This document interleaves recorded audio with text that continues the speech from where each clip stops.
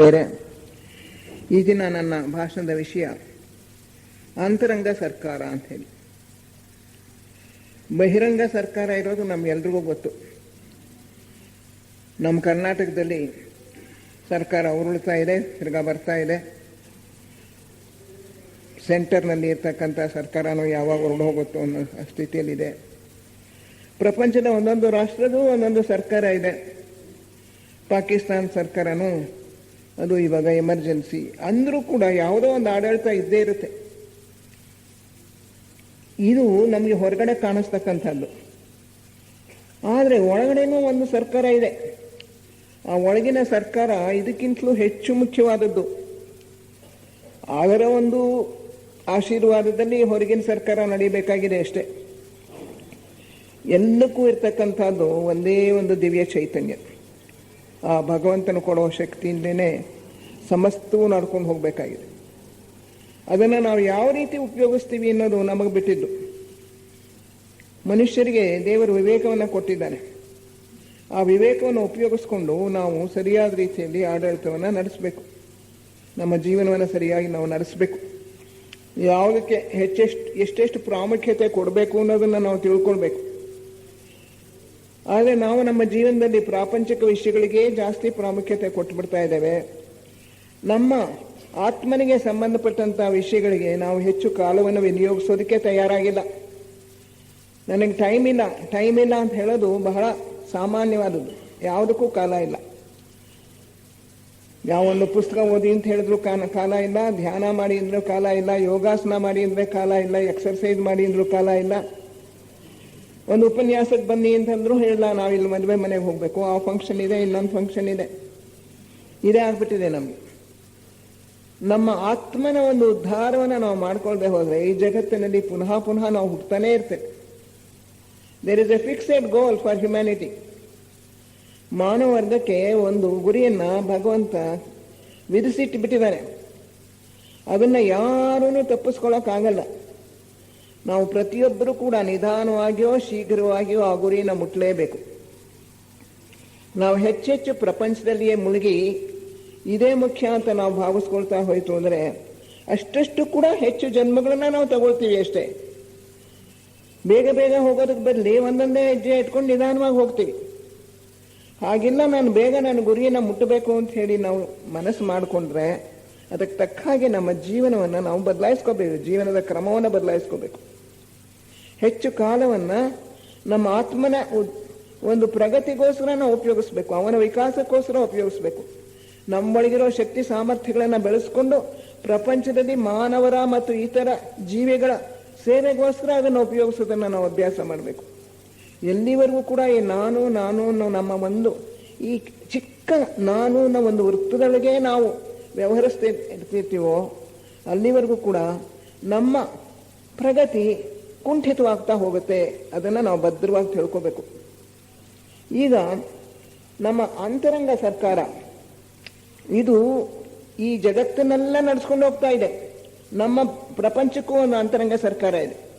ಅದೇ ಥರ ಒಂದು ಕಾಸ್ಮಿಕ್ ಗವರ್ಮೆಂಟ್ ಇರಬೇಕು. ಆ ಸೋಲಾರ್ ಲೋಗಾಸ್ ಅಂತ ಹೇಳ್ತೀವಲ್ಲ, ಸೌರ ಬ್ರಹ್ಮಾಂಡದ ಈಶ್ವರ ಅವನು ನಮ್ಮ ಸೌರ ಬ್ರಹ್ಮಾಂಡಕ್ಕೆಲ್ಲ ಅವನೇನೆ ಚಕ್ರವರ್ತಿ. ಅವನ ಕೈ ಕೆಳಗೆ ಬೇಕಾದಷ್ಟು ರಾಜರಿದ್ದಾರೆ. ಒಂದೊಂದು ಗ್ರಹಕ್ಕೂ ಒಬ್ಬೊಬ್ಬ ರಾಜರಿರ್ತಾರೆ. ನಮ್ಮ ಭೂಗ್ರಹಕ್ಕೂ ಒಬ್ಬ ರಾಜರಿದ್ದಾರೆ, ಅವರೇ ಸನತ್ ಕುಮಾರರು. ಅವರ ಕೈಗಳಿಗೆ ಒಂದು ಅಂತರಂಗ ಸರ್ಕಾರ ಇದೆ ನಮ್ಮ ಭೂಗ್ರಹಕ್ಕೆ ಸಂಬಂಧಪಟ್ಟಂಗೆ. ಅದೇ ರೀತಿಯಲ್ಲಿ ಒಂದೊಂದು ಗ್ರಹಕ್ಕೂ ಕೂಡ ಅದರದ್ದೇ ಆಗಿರೋ ಒಂದು ಸರ್ಕಾರ ಇರುತ್ತೆ. ಅದಕ್ಕೆ ಬೇರೆ ಅಧಿಕಾರಿಗಳಿದ್ದಾರೆ. ಹೇಗೆ ನಮ್ಮ ಸರ್ಕಾರದಲ್ಲಿ ಚೀಫ್ ಮಿನಿಸ್ಟರು ಅವರ ಕೈ ಕೆಳಗೆ ಬೇರೆ deputy commissioners, divisional commissioners, assistant commissioner, ಹೀಗೆ ನಾವು ಹೇಳ್ಕೊಂಡು ಹೋಗ್ತೀವೋ ಕೊನೆಗೆ ಮೊದಲನೇ ಡಿವಿಷನ್ ಕ್ಲರ್ಕು, ಆಮೇಲಿಂದ ಪ್ಯೂನ್ಸು. ಹಾಗೆ ಈ ಅಂತರಂಗ ಸರ್ಕಾರದಲ್ಲಿಯೂ ಕೂಡ ಒಂದು ಅಧಿಕಾರ ಶ್ರೇಣಿ ಇದೆ. ಮೇಲಿಂದ ಕೆಳಗಿನವರೆಗೂ ಇಳ್ಕೊಂಡು ಬರುತ್ತೆ ಅಧಿಕಾರ ಶ್ರೇಣಿ. ಎಲ್ಲಕ್ಕಿಂತಲೂ ಕೂಡ ಅತ್ಯುತ್ತಮ ಪದವಿ ಅಂತ ಹೇಳಿದ್ರೆ ಅದನ್ನು ಮೌನ ವೀಕ್ಷಕ ಅಂತ ಕರೆದಿದ್ದಾರೆ. ಈ ಅಂತರಂಗ ಸರ್ಕಾರ ನಡೆಸ್ತಾ ಇರೋರು ಯಾರು? ಇದನ್ನು ನಡೆಸ್ತಾ ಇರೋದು ಶ್ವೇತರ್ಷಿ ಸಂಘ, ಮಹಾಶ್ವೇತರ್ಷಿ ಸಂಘ. ದಿ ಗ್ರೇಟ್ ವೈಟ್ ಬ್ರದರ್ಹುಡ್ ಅಂತ. ಆ ಗ್ರೇಟ್ ವೈಟ್ ಬ್ರದರ್ಹುಡ್ ಅನ್ನೋ ಒಂದು ಸಂಸ್ಥೆ, ಒಂದು ಸಂಘ, ಮಹಾ ಪವಿತ್ರವಾಗಿರ್ತಕ್ಕಂಥ ಸಂಘ. ಅದರೊಳಗೆ ಇರ್ತಕ್ಕಂಥವರೆಲ್ಲರೂ ಕೂಡ ಯೋಗ ಮಾರ್ಗವನ್ನು ಪ್ರವೇಶಿಸಿ ಒಂದಲ್ಲ ಒಂದು ದೀಕ್ಷೆಯನ್ನು ಪಡೆದವರೇ. ಆ ಮಹಾಶ್ವೇತರ್ಷಿ ಸಂಘದ ಸದಸ್ಯರಾಗಬೇಕಾದ್ರೆ ಮೊದಲನೇ ದೀಕ್ಷೆಯನ್ನು ತೆಗೆದುಕೊಂಡಿರಬೇಕು, ಪರಿವ್ರಾಜಕ ದೀಕ್ಷೆ, ಅಥವಾ ಅದನ್ನು ಬೌದ್ಧ ಸಂಪ್ರದಾಯದಲ್ಲಿ ಸೋತಾಪನ್ನ ಅಂತ ಕರೀತಾರೆ. ಪರಿವ್ರಾಜಕ ಅಥವಾ ಸೋತಾಪನ್ನ, ಈ ಒಂದು ದೀಕ್ಷೆಯನ್ನು ಯಾರ್ಯಾರು ಪಡ್ಕೊಂಡಿರ್ತಾರೋ ಅವರೆಲ್ಲರೂ ಕೂಡ ಈ ಮಹಾಶ್ವೇತರ್ಷಿ ಸಂಘವನ್ನು ಪ್ರವೇಶ ಮಾಡ್ತಾರೆ. ಅದರಿಂದ ಕೆಳಗಡೆ ಮಟ್ಟದಲ್ಲಿ ಇದೆ, ನಾವು ಗುರುಪುತ್ರ ಅಂತೀವಿ, ಸ್ವೀಕೃತ ಶಿಷ್ಯ ಅಂತೀವಿ, ಉಮೇದುವಾರಿ ಶಿಷ್ಯ ಅಂತೀವಿ. ಅದೆಲ್ಲ ಇನ್ನೂ ಕೂಡ they are on preparatory stages, ಸಿದ್ಧತೆಯ ಪೂರ್ವ ಸಿದ್ಧತೆಯ ಘಟ್ಟಗಳು. ಅವರೆಲ್ಲ ಶ್ವೇತರ್ಷಿ ಸಂಘದ ಸದಸ್ಯರಲ್ಲ. ಮಹಾಶ್ವೇತರ್ಷಿ ಸಂಘದ ಆಗಿರಬೇಕಾದ್ರೆ ಮೊದಲನೇ ದೀಕ್ಷೆಯನ್ನು ತೆಗೆದುಕೊಂಡಿರಬೇಕು. ಅಲ್ಲಿಂದ ಆಚೆಗೆ ಎಲ್ಲರೂ ಕೂಡ ಮಹಾಶ್ವೇತರ್ಷಿ ಸಂಘದವರೇ. ಅನೇಕ ಬೇರೆ ಬೇರೆ ಪಟ್ಟಗಳಲ್ಲಿ ಬೇರೆ ಬೇರೆ ಅಧಿಕಾರಿಗಳಿದ್ದಾರೆ.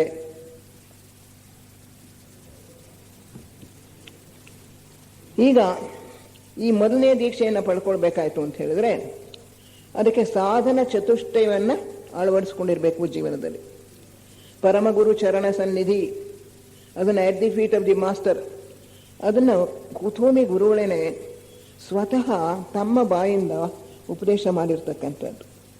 ಜೆ ಕೃಷ್ಣಮೂರ್ತಿಯವರು ಇನ್ನೂ 13 ವರ್ಷದ ಬಾಲಕನಾಗಿದ್ದಾಗ ಅವ್ರನ್ನ ಯೋಗ ಮಾರ್ಗದ ಪ್ರವೇಶಕ್ಕೆ ಸಿದ್ಧ ಮಾಡಬೇಕು ಅನ್ನೋದಕ್ಕೋಸ್ಕರ ರಾತ್ರಿ ಹೊತ್ತು ಅವರ ಕಾಮದೇಹದಲ್ಲಿ ಲೆಡ್ಬೀಟರವರು ಅವರನ್ನು ಗುರುಗಳ ಆಶ್ರಮಕ್ಕೆ ಕರ್ಕೊಂಡು ಹೋಗ್ತಾ ಇದ್ರು. ಕುತೂಮಿ ಗುರುಗಳು ಟಿಬೆಟ್ಟಿನ ಹತ್ತಿರ ಹಿಮಾಚಲದ ಪ್ರದೇಶದಲ್ಲಿ ಅವರ ಮನೆ ಇದೆ. ಅಲ್ಲಿಗೆ ರಾತ್ರಿ ಹೊತ್ತು ಕಾಮದೇಹದಲ್ಲಿ ಕರ್ಕೊಂಡು ಹೋಗ್ತಾ ಇದ್ರು. ಅಲ್ಲಿ ಅವರಿಗೆ ಚಿಕ್ಕ ಬಾಲಕ, ಇನ್ನೂ ಕೂಡ ಹೆಚ್ಚಾಗಿ ಅವನಿಗೆ ಇಂಗ್ಲಿಷ್ ಭಾಷೆಯ ಪರಿಣಿತಿ ಇರಲಿಲ್ಲ. ಅವನಿಗೆ ಅರ್ಥ ಆಗುವ ಹಾಗೆ ಬಹಳ ಸರಳವಾಗಿ ಪುಟ್ಟ ಪುಟ್ಟ ವಾಕ್ಯಗಳಲ್ಲಿ ಅವನಿಗೆ ಹೇಳಿ ಅರ್ಥ ಮಾಡಿಸಿ ಆಮೇಲಿಂದ ಅದನ್ನು ಒಂದು ಸಂಗ್ರಹ ಮಾಡಿ ಅದರ ಒಂದು ಸಮ್ಮರಿಯನ್ನು ಮಾತ್ರ ಅವನಿಗೆ ಬಾಯ್ಪಾಠ ಮಾಡಿ ಕಳಿಸ್ತಾ ಇದ್ರು. ಆತ ಎಚ್ಚರ ಆದ ತಕ್ಷಣ ಆ ಬಾಯ್ಪಾಠ ಮಾಡಿದ್ದಂಥ ಸಮ್ಮರಿಯನ್ನು ಬರೆದಿರ್ತಾ ಇದ್ರು. ಹಾಗೆ ಬರೆದಿಟ್ಟಂಥ ಸಮ್ಮರಿನೇ at the feet of the master. ಅದೆಲ್ಲ ಆಮೇಲಿಂದ ಪ್ರಪಂಚಕ್ಕೆ ಇದರಿಂದ ಉಪಯೋಗವಾಗಲಿ ಅಂತ ಹೇಳಿ ಲೆಡ್ಬೀಟರವರು ಕುತೂಮಿಯವರ ಅನುಮತಿ ತೆಗೆದುಕೊಂಡು ಅದನ್ನೆಲ್ಲ ಬರ್ಕೊಟ್ರು. ಕುತೂಮಿಯವರೇ ಅದನ್ನು ನೋಡಿ 3-4 ಕಡೆ ಒಂದೊಂದು ಪದ ತಿದ್ದಿದ್ರಂತೆ. ತಿದ್ದಿದ ಮೇಲೆ ಅವರ ಒಂದು ಪರ್ಮಿಷನ್ ತಗೊಂಡು ಅದನ್ನು ಪ್ರಿಂಟ್ ಮಾಡಿ ಜಗತ್ತಿಗೆ ಕೊಟ್ಟರು. ಲಕ್ಷಾಂತರ ಪ್ರತಿಗಳು ಖರ್ಚಾಗ್ಬಿಟ್ಟಿವೆ. ಇವತ್ತಿಗೂ ಕೂಡ ಅದು ಸಾವಿರಾರು ಜನಕ್ಕೆ ಬೆಳಕು ನೀಡ್ತಾ ಇದೆ. ಬಹಳ ಸರಳವಾದ ರೀತಿಯಲ್ಲಿ ಆಧ್ಯಾತ್ಮಿಕ ತತ್ವಗಳನ್ನು ಸುಲಭವಾದ ಭಾಷೆಯಲ್ಲಿ ಅದರಲ್ಲಿ ತಿಳಿ ಹೇಳಿದ್ದಾರೆ. ನಮಗೆ ಗೊತ್ತಾಗುತ್ತೆ. ಎಂಥ ಒಂದು ಮಗು ಕೂಡ ಅದನ್ನು ಅರ್ಥ ಮಾಡ್ಕೊಳ್ಬೋದು. ನಾನು ಮೊದಲನೇ ಸಲ ನಾನು ಅದನ್ನು ಓದಿದಾಗ ನನಗೆ ಇನ್ನೂ 13 ವರ್ಷ. ನಾನು ಇನ್ನೂ ಅವಾಗ ಮಿಡಲ್ ಸ್ಕೂಲ್ನಲ್ಲಿ ಓದ್ತಾ ಇದ್ದೆ. ಆ ಪುಸ್ತಕ ಎಷ್ಟು ಆಕರ್ಷಕವಾಗಿ ಕಾಣಿಸ್ತು. ಅದನ್ನು ಓದಿದ ಮೇಲೆ ಸಾಧನ ಚತುಷ್ಟಯನ ಓದಿದ್ದು ನಮ್ಮ ತಾತ ಅದರ ಮೇಲೆ ವ್ಯಾಖ್ಯಾನ ಬರೆದಿದ್ದಾರೆ ವೆಂಕಟೇಶನವರು. ಆ ಪುಸ್ತಕ ಓದಿದ ಮೇಲೆ ಪೂರ್ತಿ ನನ್ನ ಜೀವನದಲ್ಲಿ ಒಂದು ಬದಲಾವಣೆ, ದೃಷ್ಟಿಕೋನವೇ ಬದಲಾಗೋಯ್ತು. ಆ ಒಂದು ಬೆಳಕನ್ನು ಚೆಲ್ತಕ್ಕಂಥ ಒಂದು ಅಗಾಧವಾದಂಥ ಶಕ್ತಿ ಆ ಪುಸ್ತಕಕ್ಕಿದೆ. ಅದರೊಳಗಿರೋ ವಿವೇಕ, ವೈರಾಗ್ಯ, ಷಟ್ಸಂಪತ್ತಿ ಮತ್ತು ಪ್ರೇಮ, ಈ 4 ಅರ್ಹತೆಗಳನ್ನು ಯಾರ್ಯಾರು ಮೈಗೂಡಿಸ್ಕೊಳ್ತಾರೋ, ತಮ್ಮ ಜೀವನದಲ್ಲಿ ಅನುಷ್ಠಾನ ಮಾಡ್ತಾರೋ ಅಂಥವ್ರಿಗೆ ಮೊದಲನೇ ದೀಕ್ಷೆ ಕೊಡ್ತಾರೆ. ಅವರು ಗುರುಗಳ ಶಿಷ್ಯರಾಗೋಕ್ಕೆ ಯೋಗ್ಯರಾಗ್ತಾರೆ. ಅವರಿಗೆ ಮೊದಲನೇ ದೀಕ್ಷೆಯನ್ನು ಕೊಡ್ತಾರೆ. ಅಲ್ಲಿಂದ ಆಚೆಗೆ ಅವರು ಮಹಾಶ್ವೇತರ್ಷಿ ಸಂಘದ ಸದಸ್ಯರು. ಈ ಶ್ವೇತರ್ಷಿ ಸಂಘಕ್ಕೆ ಸೇರಿರ್ತಕ್ಕಂಥ ಅನೇಕ ಬಗೆಯ ಅನೇಕ ಬೇರೆ ಬೇರೆ ಮಟ್ಟಗಳಲ್ಲಿರ್ತಕ್ಕಂಥ ಯೋಗ ಮಾರ್ಗಿಗಳಿದ್ದಾರೆ, ಯೋಗಿಗಳಿದ್ದಾರೆ ಅಂತಲೇ ಹೇಳ್ಬಿಡ್ಬೋದು. ಈಗ ಮೊಟ್ಟ ಮೊದಲನೇದು ಪರಿವಿರಾಜಕ ದೀಕ್ಷೆ. ಅದನ್ನು ಸೋತಾಪನ್ನ ಅಂತಲೂ ಕರೀತಾರೆ. ಸೋತಾಪನ್ನ ಅಂತ ಹೇಳಿದ್ರೆ ಪ್ರವಾಹವನ್ನು ಪ್ರವೇಶಿಸಿದವನು. ಯಾರು ಈ ಯೋಗ ಮಾರ್ಗ ಅನ್ನೋ ಒಂದು ಮಾರ್ಗದ ಮೆಟ್ಟಲನ್ನು ತುಳಿದಿರ್ತಾರೋ ಅವರು ಆ ಮಾರ್ಗವನ್ನು ಮುಗಿಸೋವರೆಗೂ ಕೂಡ, ಜೀವನ್ಮುಕ್ತರಾಗೋವರೆಗೂ ಕೂಡ ಅದರ ಪ್ರಕಾರ ನಡ್ಕೊಂಡು ಹೋಗ್ತಾರೆ. ಆ ಸೋತಾಪನ್ನ ಅಂತ ಹೇಳಿದ್ರೆ ಈ ಒಂದು ಪ್ರವಾಹವನ್ನು ಪ್ರವೇಶಿಸಿದವನು, ಅವನು ಆಚೆ ದಡ ತಲುಪಬೇಕು. ಆಚೆ ದಡ ಯಾವುದು? ಜೀವನ್ಮುಕ್ತ ಪದವಿ, ಮಾನವರ್ಗದ ಗುರಿಯಾಗಿರೋ ಜೀವನ್ಮುಕ್ತ ಪದವಿ. ಯಾರು ಆಚೆ ದಡವನ್ನು ತಲುಪ್ತಾರೋ ಅವರೆಲ್ಲರೂ ಕೂಡ ಜೀವನ್ ಮುಕ್ತರು. ಅದಕ್ಕೋಸ್ಕರ ಸೋತಾಪನ್ನ ಅಂತ ಕರೀತಾರೆ. ಅದರಲ್ಲಿ ಕೆಲವು ಕ್ವಾಲಿಫಿಕೇಶನ್ಸ್ ಇದೆ, ಅದನ್ನು ನಾನು ಇವತ್ತು ತಗೊಳಕ್ಕೆ ಹೋಗೋಲ್ಲ. ಒಟ್ಟು ಮೊದಲನೇ ದೀಕ್ಷೆ ತಗೊಂಡ್ಮೇಲೆ 5ನೇ ದೀಕ್ಷೆ ಅಶೇಖ ಅಥವಾ ಜೀವನ್ ಮುಕ್ತ, ಅದನ್ನು ಪಡ್ಕೊಳ್ಳೋವರೆಗೂ ಕೂಡ 10 ಬಂಧಗಳನ್ನು ಗೆಲ್ಲಬೇಕು. ಶಿಷ್ಯನಾದವನು 10 ಬಂಧಗಳಿಂದ ಬಿಡಿಸ್ಕೊಳ್ಬೇಕು.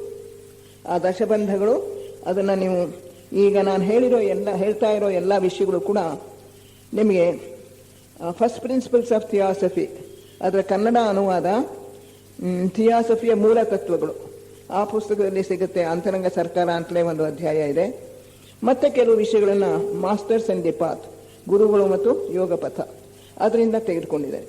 ಅದರಿಂದ ನೀವು ಆ 2 ಪುಸ್ತಕಗಳನ್ನು ಓದ್ಕೊಂತು ಅಂದರೆ ಇವತ್ತು ಹೇಳಿರೋ ವಿಷಯಗಳು ಬರುತ್ತೆ, ಇನ್ನೂ ಹೆಚ್ಚಿನ ವಿಷಯಗಳು ನಿಮಗೆ ಗೊತ್ತಾಗುತ್ತೆ. ಈ 2ನೆಯ ದೀಕ್ಷೆ ಅವನು 5 ಬಂಧಗಳಲ್ಲಿ 10 ಬಂಧಗಳಲ್ಲಿ ಒಂದು 2-3 ಕಳ್ಕೊಂಡ ಮೇಲೆ 2ನೇ ದೀಕ್ಷೆ ಕೊಡ್ತಾರೆ. ಅಲ್ಲಿ ಇನ್ನೊಂದು 1-2 ಬಂಧನ ಕಳ್ಕೊಂಡ ಮೇಲೆ 3ನೇ ದೀಕ್ಷೆ, ಆಮೇಲಿಂದ 4ನೇದು 5ನೇದು, 4ನೇದಕ್ಕೂ 5ನೇದಕ್ಕೂ ಮಧ್ಯೆ 5 ಬಂಧಗಳನ್ನು ಕಳ್ಕೋಬೇಕು. ಒಟ್ಟು 10 ಬಂಧಗಳನ್ನು ಕಳ್ಸ್ಕೊಂಡ್ಮೇಲೆ ಅವನಿಗೆ ಅಶೇಖ ಅಥವಾ ಜೀವನ್ಮುಕ್ತ ಪದವಿ ಸಿಗುತ್ತೆ. 2ನೆಯ ದೀಕ್ಷೆ ಅವನ್ನ ಕುಟೀಚಕ ಅಂತ ಕರೀತಾರೆ ಹಿಂದೂ ಸಂಪ್ರದಾಯದಲ್ಲಿ, ಸಕಲಾಗಾಮಿ ಅಂತ ಹೇಳಿ ಬೌದ್ಧ ಸಂಪ್ರದಾಯದಲ್ಲಿ ಕರೀತಾರೆ. ಈ ಕುಟೀಚಕ, ಪರಿವಿರಾಜಕ, ಇದರ ಅರ್ಥ ಏನು? ಪರಿವಿರಾಜಕ ಅಂದರೆ ತಿರುಗೋನು. ಎಲ್ಲಿ ತಿರುಗ್ತಾನವನು? ಅವನ ಪ್ರಜ್ಞೆ ಬುದ್ಧಿ ಲೋಕದಲ್ಲಿ ತಿರುಗುತ್ತೆ. ಮೊದಲನೇ ದೀಕ್ಷೆ ಆಗುವಾಗ ಯಾರು ದೀಕ್ಷೆಯನ್ನು ಕೊಡೋರು? ದೀಕ್ಷಾದಾತ ಒಬ್ಬ ಮಹರ್ಷಿಗಳೇ ಕೊಡ್ತಾರೆ. ಅವರ ಗುರುಗಳು, ಅವನು ಯಾವ ಶಿಷ್ಯನೋ ಆ ಗುರುಗಳು ಅವನನ್ನು ಮಹಾಚೌಹಾನ್ ಹತ್ರ ಕರ್ಕೊಂಡು ಹೋಗ್ತಾರಂತೆ. ಮಹಾಚೌಹಾನ್ ಹತ್ರ ಕರ್ಕೊಂಡೋಗ ಅವರು ಅವನಿಗೆ ಲಾಯಕ್ಕಾಗಿದ್ದಾನೆ, ಅವನು ಯೋಗ್ಯನಾಗಿದ್ದಾನೆ ಅಂತ ಹೇಳಿದ್ರೆ ಆಮೇಲೆ ಅವನಿಗೆ ದೀಕ್ಷೆ ಕೊಡ್ತಾರೆ. ದೀಕ್ಷೆ ಕೊಡುವಾಗ ಅವರ ಅನುಮತಿಯನ್ನು ಸೂಚಿಸೋದಕ್ಕೋಸ್ಕರ ಸನತ್ ಕುಮಾರರ ಒಂದು ರಜತ ತಾರೆ, ಬೆಳ್ಳಿ ನಕ್ಷತ್ರ ಅವನ ತಲೆಯ ಮೇಲೆ ಹೊಳೆಯುತ್ತಂತೆ. ಅದು ಹೊಳೆದಾಗ ಅವನು ಯೋಗ್ಯ ಅಂತ ಹೇಳಿ ಅರ್ಥ. ಆವಾಗಲೇ ದೀಕ್ಷೆ ಕೊಡೋದು. ಅದರಿಂದ ದೀಕ್ಷಾದಾತ ಅಂತ ಹೇಳಿದ್ರೆ ಸನತ್ ಕುಮಾರ್ ಅಂತಲೇ ನಾವು ಅಂದ್ಕೋಬೇಕು. ಕಾಮದೇಹದಲ್ಲಿ ಕೊಡ್ತಾರೆ ದೀಕ್ಷೆಯನ್ನು ಸಾಧಾರಣವಾಗಿ. ಕೆಲವು ಸಲ ಸ್ಥೂಲ ದೇಹದಲ್ಲಿ ಕೊಡೋದು ಉಂಟು ಅಪರೂಪವಾಗಿ. ಸಾಧಾರಣವಾಗಿ ಕಾಮದೇಹದಲ್ಲಿ ಕೊಡ್ತಾರೆ. ಈ ಮೊದಲನೆಯ ದೀಕ್ಷೆಯನ್ನು ಕೊಡೋ ಕಾಲದಲ್ಲಿ ಅವನ ಸ್ವಂತ ಗುರುಗಳು ಅವನನ್ನು ಕರ್ಕೊಂಡು ಹೋಗ್ತಾರೆ. ಅದನ್ನು ಇನ್ನೊಬ್ಬ ಗುರುಗಳು ಕೂಡ ಅವನು ಯೋಗ್ಯನಾಗಿದ್ದಾನೆ ಅಂಥೇಳಿ ಅವಳು ಅವನಿಗೆ ಸರ್ಟಿಫಿಕೇಟ್ ಕೊಡಬೇಕು. ಅವರ ಒಂದು ಅನುಮತಿಯನ್ನು ಪಡ್ಕೋಬೇಕು. ಇವರಿಬ್ಬರು ಕೂಡ ಅದೇ ಹೋಗ್ತಾರೆ. ಯಾರಾದರೂ ಒಬ್ಬ ಮಹರ್ಷಿಗಳಿಗೆ ದೀಕ್ಷೆಯನ್ನು ಕೊಡೋ ಕೆಲಸವನ್ನು ವಿಧಿಸ್ತಾರೆ. ಮೊದಲನೆಯ ದೀಕ್ಷೆ ಕಾಲದಲ್ಲಿ ಅವನು ಕೆಲವು ಪ್ರತಿಜ್ಞೆ ಮಾಡಬೇಕು. ಇಲ್ಲಿ ಹೇಳಿರೋ ವಿಷಯಗಳನ್ನು ನಾನು ಯಾರಿಗೂ ಹೇಳೋದಿಲ್ಲ ಅನ್ನೋದು ಒಂದು. ಅವನಿಗೆ ಕೆಲವು ವಿಧವಾದಂಥ ಶಕ್ತಿಗಳನ್ನು ಕೊಡ್ತಾನೆ. ಮೊದಲನೇ ದೀಕ್ಷೆ ನಡೆಯುವಾಗ ಅವನ ಗುರುಗಳು ದೀಕ್ಷೆ ಮುಗಿತಾ ಇದ್ದಂಗೆನೆ ಶಿಷ್ಯನನ್ನು, ಅವನ ಪ್ರಜ್ಞೆಯನ್ನು ಬುದ್ಧಿ ಲೋಕಕ್ಕೆ ಏರಿಸ್ತಾರಂತೆ. ಅದುವರೆಗೂ ಕೂಡ ಅವನ ಪ್ರಜ್ಞಾವತ್ತಾಗಿ ಬುದ್ಧಿ ಲೋಕಕ್ಕೆ ಅವನ ಪ್ರಜ್ಞೆ ಹೋಗ್ತಾ ಇತ್ತೋ ಇಲ್ವೋ ಗೊತ್ತಿಲ್ಲ. ಆ ಮೊದಲನೇ ದೀಕ್ಷೆ ಆದಮೇಲೆ consciously is taken to the intuitional world ಅಂತಾರೆ. ಅಂದರೆ ಅವನ ಪ್ರಜ್ಞೆ ಇರುತ್ತೆ, ಅವನಿಗೆ ತಾನು ಏನು ಮಾಡ್ತಾ ಇದ್ದೀನಿ ಅನ್ನೋದು ಗೊತ್ತಿರುತ್ತೆ. ಆ ಪ್ರಜ್ಞಾವತ್ತಾಗಿ ಅವನ ಪ್ರಜ್ಞೆಯನ್ನು ಬುದ್ಧಿ ಲೋಕಕ್ಕೆ ತೆಗೆದುಕೊಂಡು ಹೋಗ್ತಾರೆ. ಹಾಗೆ ಬುದ್ಧಿ ಲೋಕಕ್ಕೆ ಅವನ ಪ್ರಜ್ಞೆ ಏರಿದಾಗ ಕಾರಣದೇಹದಲ್ಲಿದೆ ಸಾಧಾರಣವಾಗಿ, ಅದೇ ನಮ್ಮ ಶಾಶ್ವತ ಮನೆ ಅಂತ ಕರಿತೀವಿ. ಆ ಕಾರಣದೇಹದಿಂದ ಬುದ್ಧಿ ಲೋಕಕ್ಕೆ ಅವನ ಪ್ರಜ್ಞೆಯನ್ನು ಏರಿಸಿದಾಗ ಈ ಕಾರಣದೇಹ ಮಾಯ ಆಗ್ಬಿಡುತ್ತಂತೆ. ಇದುವರೆಗೂ ಇದ್ದಂಥ ಕಾರಣದೇಹ, ಶಾಶ್ವತವಾಗಿದ್ದಂಥ ಕಾರಣದೇಹ, ಪ್ರಾಣಿ ಜನ್ಮದಿಂದ ಮನುಷ್ಯ ಜನ್ಮಕ್ಕೆ ಬಂದಾಗ ಸೃಷ್ಟಿಯಾದದ್ದು ಕಾರಣದೇಹ. ಒಂದೊಂದು ಜನ್ಮದಲ್ಲೂ ಅದೇ ಕಾರಣದೇಹಕ್ಕೆ ನಾವು ಹಿಂದಕ್ಕೆ ಹೋಗ್ತೀವಿ ಜನ್ಮ ಮುಗಿಸ್ಕೊಂಡ್ಮೇಲೆ. ಈ 3 ಶರೀರಗಳು ಸತ್ತೋಗುತ್ತೆ. ಸ್ಥೂಲ ದೇಹ ಸತ್ತೋಗುತ್ತೆ, ಆಮೇಲಿಂದ ಕಾಮದೇಹ ಸ್ವಲ್ಪ ಕಾಲ ಆದಮೇಲೆ ಸತ್ತೋಗುತ್ತೆ, ಹಲವಾರು ಶತಮಾನಗಳ ನಂತರ ನಮ್ಮ ಮನೋದೇಹವು ಸತ್ತೋಗುತ್ತೆ.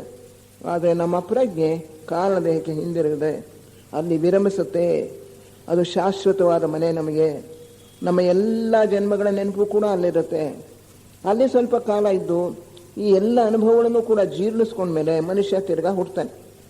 ಈ ಕಾರಣದೇಹ ಇದೇ ನಾನು ಅಂತ ಅಂದ್ಕೊಂಡಿರ್ತೀವಿ ನಾವು. ಆಗ ಕಾರಣದೇಹದಿಂದ ಬುದ್ಧಿದೇಹಕ್ಕೆ ಏರಿಸ್ಬಿಟ್ಟಾಗ ಪ್ರಜ್ಞೆಯನ್ನು ಬಹಳ ವಿಶಾಲವಾಗಿಬಿಡುತ್ತಂತೆ ಅವನ ಪ್ರಜ್ಞೆ. ಈ ಒಂದು ಲಾಡ್ಜಿನ ಒಂದು ಆವರಣದಿಂದ ಇದಕ್ಕಿದ್ದ ಹಾಗೇನೆ ಅದನ್ನು ಬೆಂಗಳೂರಿನ ಆವರಣಕ್ಕೆ ವಿಸ್ತರಿಸ್ಬಿಟ್ಟಂಗೆ ಅಷ್ಟು ದೊಡ್ಡದಾಗ್ಬಿಡುತ್ತೆ ಅವನ ಕಾನ್ಷಿಯಸ್ನೆಸ್, ಅವನ ಪ್ರಜ್ಞೆ ವಿಶಾಲವಾಗಿಬಿಡುತ್ತೆ.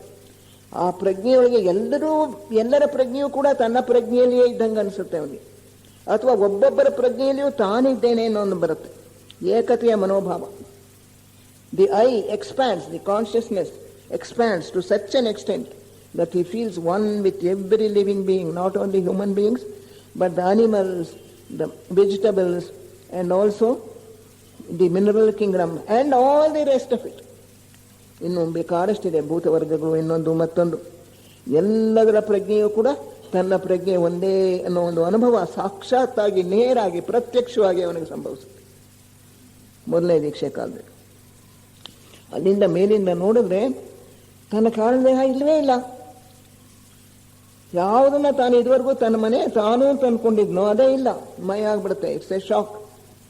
ಆಮೇಲೆ ಪುನಃ ಅವನ ಪ್ರಜ್ಞೆ ಕೆಳಗೆ ಇಳಿಯುತ್ತೆ ಕಾರಣದೇಹಕ್ಕೆ, ಅರೂಪ ಲೋಕಕ್ಕೆ ಇಳಿದಾಗ ಹೊಸದಾಗಿ ಒಂದು ಕಾರಣದೇಹ ಸೃಷ್ಟಿಯಾಗುತ್ತೆ. Which will be just a replica of the old causal body ಅಂತಾರೆ. ಹಳೆಯ ಕಾರಣದೇಹದ ಒಂದು ಪ್ರತಿರೂಪ ಅದು. ಆದರೆ ಅದರೊಳಗಿರೋ ಅಣುಗಳು ಮಾಲಿಕ್ಯೂಲ್ಸ್ ಎಲ್ಲ ಬೇರೆ. ಪ್ರಾಣಿ ಜನ್ಮದಿಂದ ಬಂದಂಥ ಅಣುಗಳು ಪರಮಾಣುಗಳು ಎಲ್ಲ ಹೊರಟೋಗ್ಬಿಟ್ಟಿರುತ್ತೆ.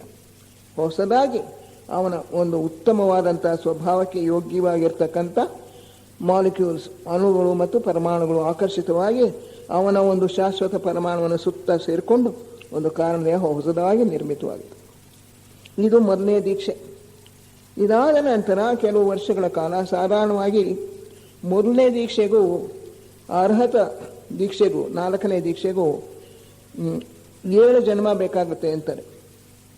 ಆಮೇಲಿಂದ ಅರ್ಹತ ದೀಕ್ಷೆಯಿಂದ ಜೀವನ್ಮುಕ್ತ ಪದವಿ ಪಡೆಯೋದಕ್ಕೆ ಪುನಃ 7 ಜನ್ಮ, ಸರಾಸರಿ 14 ಜನ್ಮಗಳು. ಯೋಗ ಮಾರ್ಗವನ್ನು ಪ್ರವೇಶ ಮಾಡಿದಾಗಿಂದ ಯೋಗ ಮಾರ್ಗದ ಕೊನೆ ಅಶೇಖ ಪದವಿಯನ್ನು ಪಡೆಯೋ ಹೊತ್ತಿಗೆ 14 ಜನ್ಮಗಳು ಸರಾಸರಿ ಬೇಕಾಗತ್ತೆ ಅಂತ. ಆದರೆ ಕೆಲವರಿಗೆ 7ಕ್ಕಿಂತ ಜಾಸ್ತಿ ಬೇಕಾಗತ್ತೆ, ಕೆಲವರಿಗೆ ಕಮ್ಮಿ ಆಗುತ್ತೆ. ಕೆಲವರು ಒಂದೇ ಜನ್ಮದಲ್ಲೇ 5 ದೀಕ್ಷೆಗಳನ್ನು ತಗೊಂಡಂಥ ಒಂದು ಅಪರೂಪದ 4 ದೀಕ್ಷೆ ಅಥವಾ 5ನೇದನ್ನು ಕೂಡ ಪಡ್ಕೊಂಡಿರೋಂಥ ಅಪರೂಪ ನಿದರ್ಶನಗಳಿವೆ.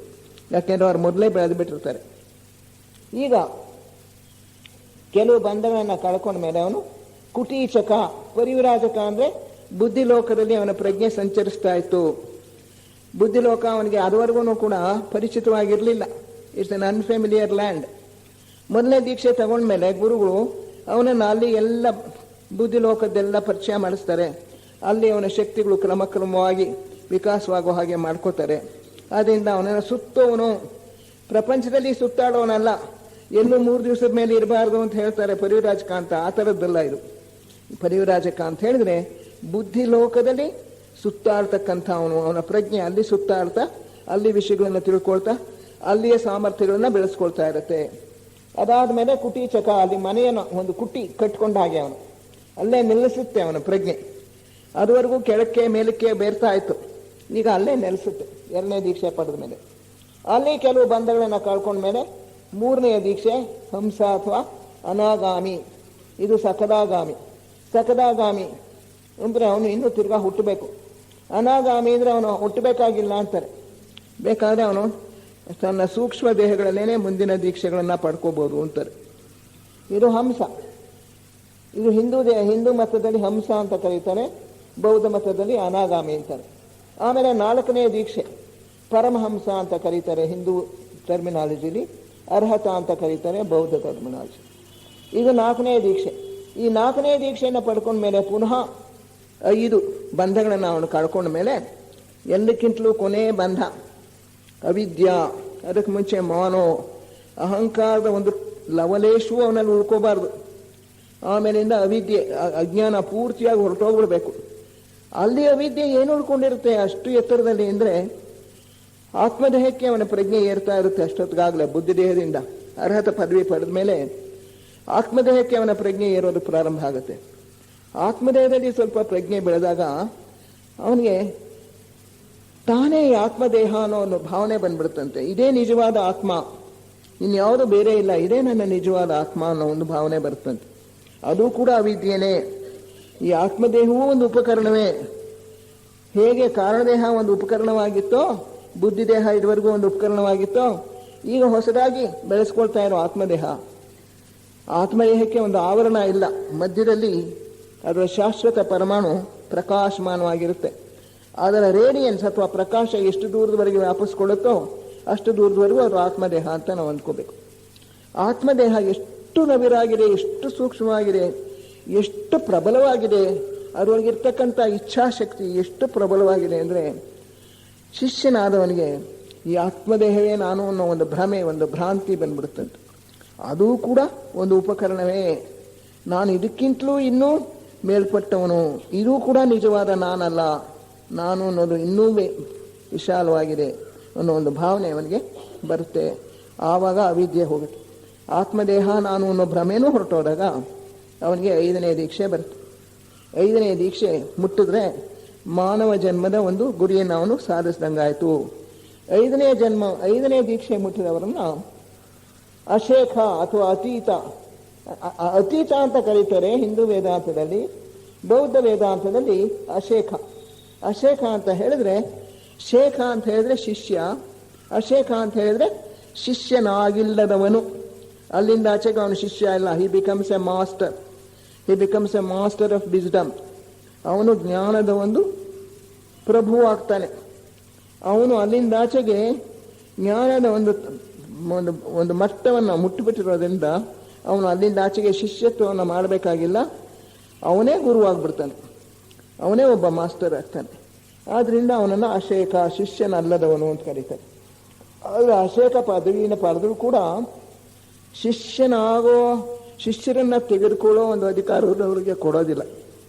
ಶಿಷ್ಯರನ್ನ ತೆಗೆದುಕೊಳ್ಬೇಕಾದ್ರೆ ಇನ್ನೂ ಒಂದು ದೀಕ್ಷೆಯನ್ನು ತೆಗೆದುಕೊಳ್ಬೇಕು. 5ನೇ ದೀಕ್ಷೆಯಿಂದ 6ನೇ ದೀಕ್ಷೆ ಹೋದಾಗ 6ನೇ ದೀಕ್ಷೆ ಪಡೆದವ್ರನ್ನ ಬೌದ್ಧ ಸಂಪ್ರದಾಯದಲ್ಲಿ ಚೌಹಾನ್ ಅಂತ ಕರೀತಾರೆ.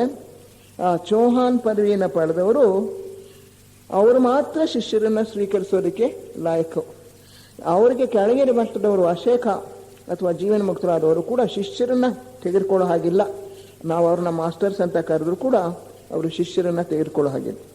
ಶಿಷ್ಯರಿಗೆ ತೆಗೆದುಕೊಂಡು ಅವರಿಗೆ ಶಿಕ್ಷಣ ಕೊಡಬೇಕಾದ್ರೆ ಚೌಹಾನ್ ಆಗಿರ್ಬೇಕು. ಹೀಗೆ 6ನೇ ದೀಕ್ಷೆ ಚೌಹಾನು. ಅಲ್ಲಿಂದ ಆಚೆಗೆ 7ನೇ ದೀಕ್ಷೆ 8, 9, 10 ಅಷ್ಟಿದೆ ನಮ್ಮ ಭೂಗ್ರಹದಲ್ಲಿ. ಈ ಒಂದೊಂದು ದೀಕ್ಷೆಯನ್ನು ಪಡ್ಕೊಳ್ಬೇಕಾದ್ರೂ ಕೂಡ ಅನೇಕ ಜನ್ಮಗಳನ್ನು ತೆಗೆದುಕೊಳ್ಬೇಕಾಗತ್ತೆ, ಅನೇಕ ಸಹಸ್ರ ವರ್ಷಗಳ ಕಾಲ ಬೇಕಾಗತ್ತೆ. ಮೇಲಕ್ಕೆ ಹೋದ ಹಾಗೆಲ್ಲ ಇನ್ನೂ ಪ್ರಗತಿ ತುಂಬ ಬೇಗ ಆಗಲ್ಲ. ಅವರು they have not only to develop their powers, they have to do a lot of service. ಬೇಕಾದಷ್ಟು ಕರ್ತವ್ಯಗಳನ್ನು ಅವರಿಗೆ ವಹಿಸಿಬಿಡ್ತಾರೆ ಶ್ವೇತರ್ಷಿ ಸಂಘದಲ್ಲಿ. ಆ ಕರ್ತವ್ಯಗಳನ್ನು ಅವ್ರು ನಿರ್ವಹಿಸಬೇಕು. ಈಗ ಉದಾಹರಣೆಗೆ ಒಬ್ಬೊಬ್ಬ ಚೌಹಾನ್ರು ಕೂಡ ಒಂದೊಂದು ರೇಖೆಯ ಅಧಿಪತಿಗಳು.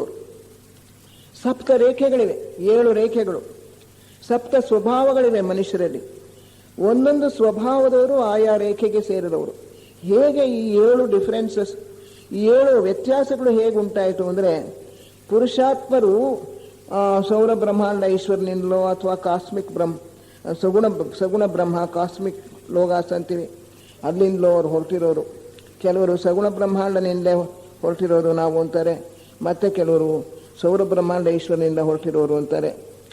ಯಾವುದನ್ನೇ ನಾವು ತೆಗೆದುಕೊಂಡ್ರು ಕೂಡ ಅವರು ಹೊರ ಬಂದಾಗ ಈಶ್ವರನಿಂದ ಆ ಪುರುಷಾತ್ಮರು ಮಾನರ್ಸ್ ಅವರು ಹೊರ ಬಂದಾಗ 7 ಪ್ರಜಾಪತಿಗಳ ಮೂಲಕ ಹೊರಗೆ ಬರ್ತಾರೆ. 7 ಪ್ರಜಾಪತಿಗಳು, ಇವ್ರನ್ನ ಗ್ರಹಾಧಿಪತಿಗಳು ಅಂತ ಕರಿಬೋದು, ಪ್ಲಾನೆಟರಿ ಲೋಗಾಯ್ ಅಂತ. ಅವ್ರ ಮೂಲಕ ನಾವು ಬಂದಾಗ ಅವರು ಯಾವ ಒಂದು ಸ್ವಭಾವದವರಾಗಿರ್ತಾರೋ ಆ ಸ್ವಭಾವ ಆ ಪುರುಷಾತ್ಮನಲ್ಲಿ ಬೇರೂರುತ್ತೆ. ಅಂದರೆ ಇದನ್ನು ನಾವು ಒಂದು ಸಾಗರ ಇದೆ ಅಂದ್ಕೊಳ್ಳೋಣ, ಒಂದು ಕನ್ನಂಬಾಡಿ ಕಟ್ಟೆ ಆ ಥರ. ಅದಕ್ಕೆ 7 ಬಾಗಿಲಿದೆ ಅಂದ್ಕೊಳ್ಳೋಣ.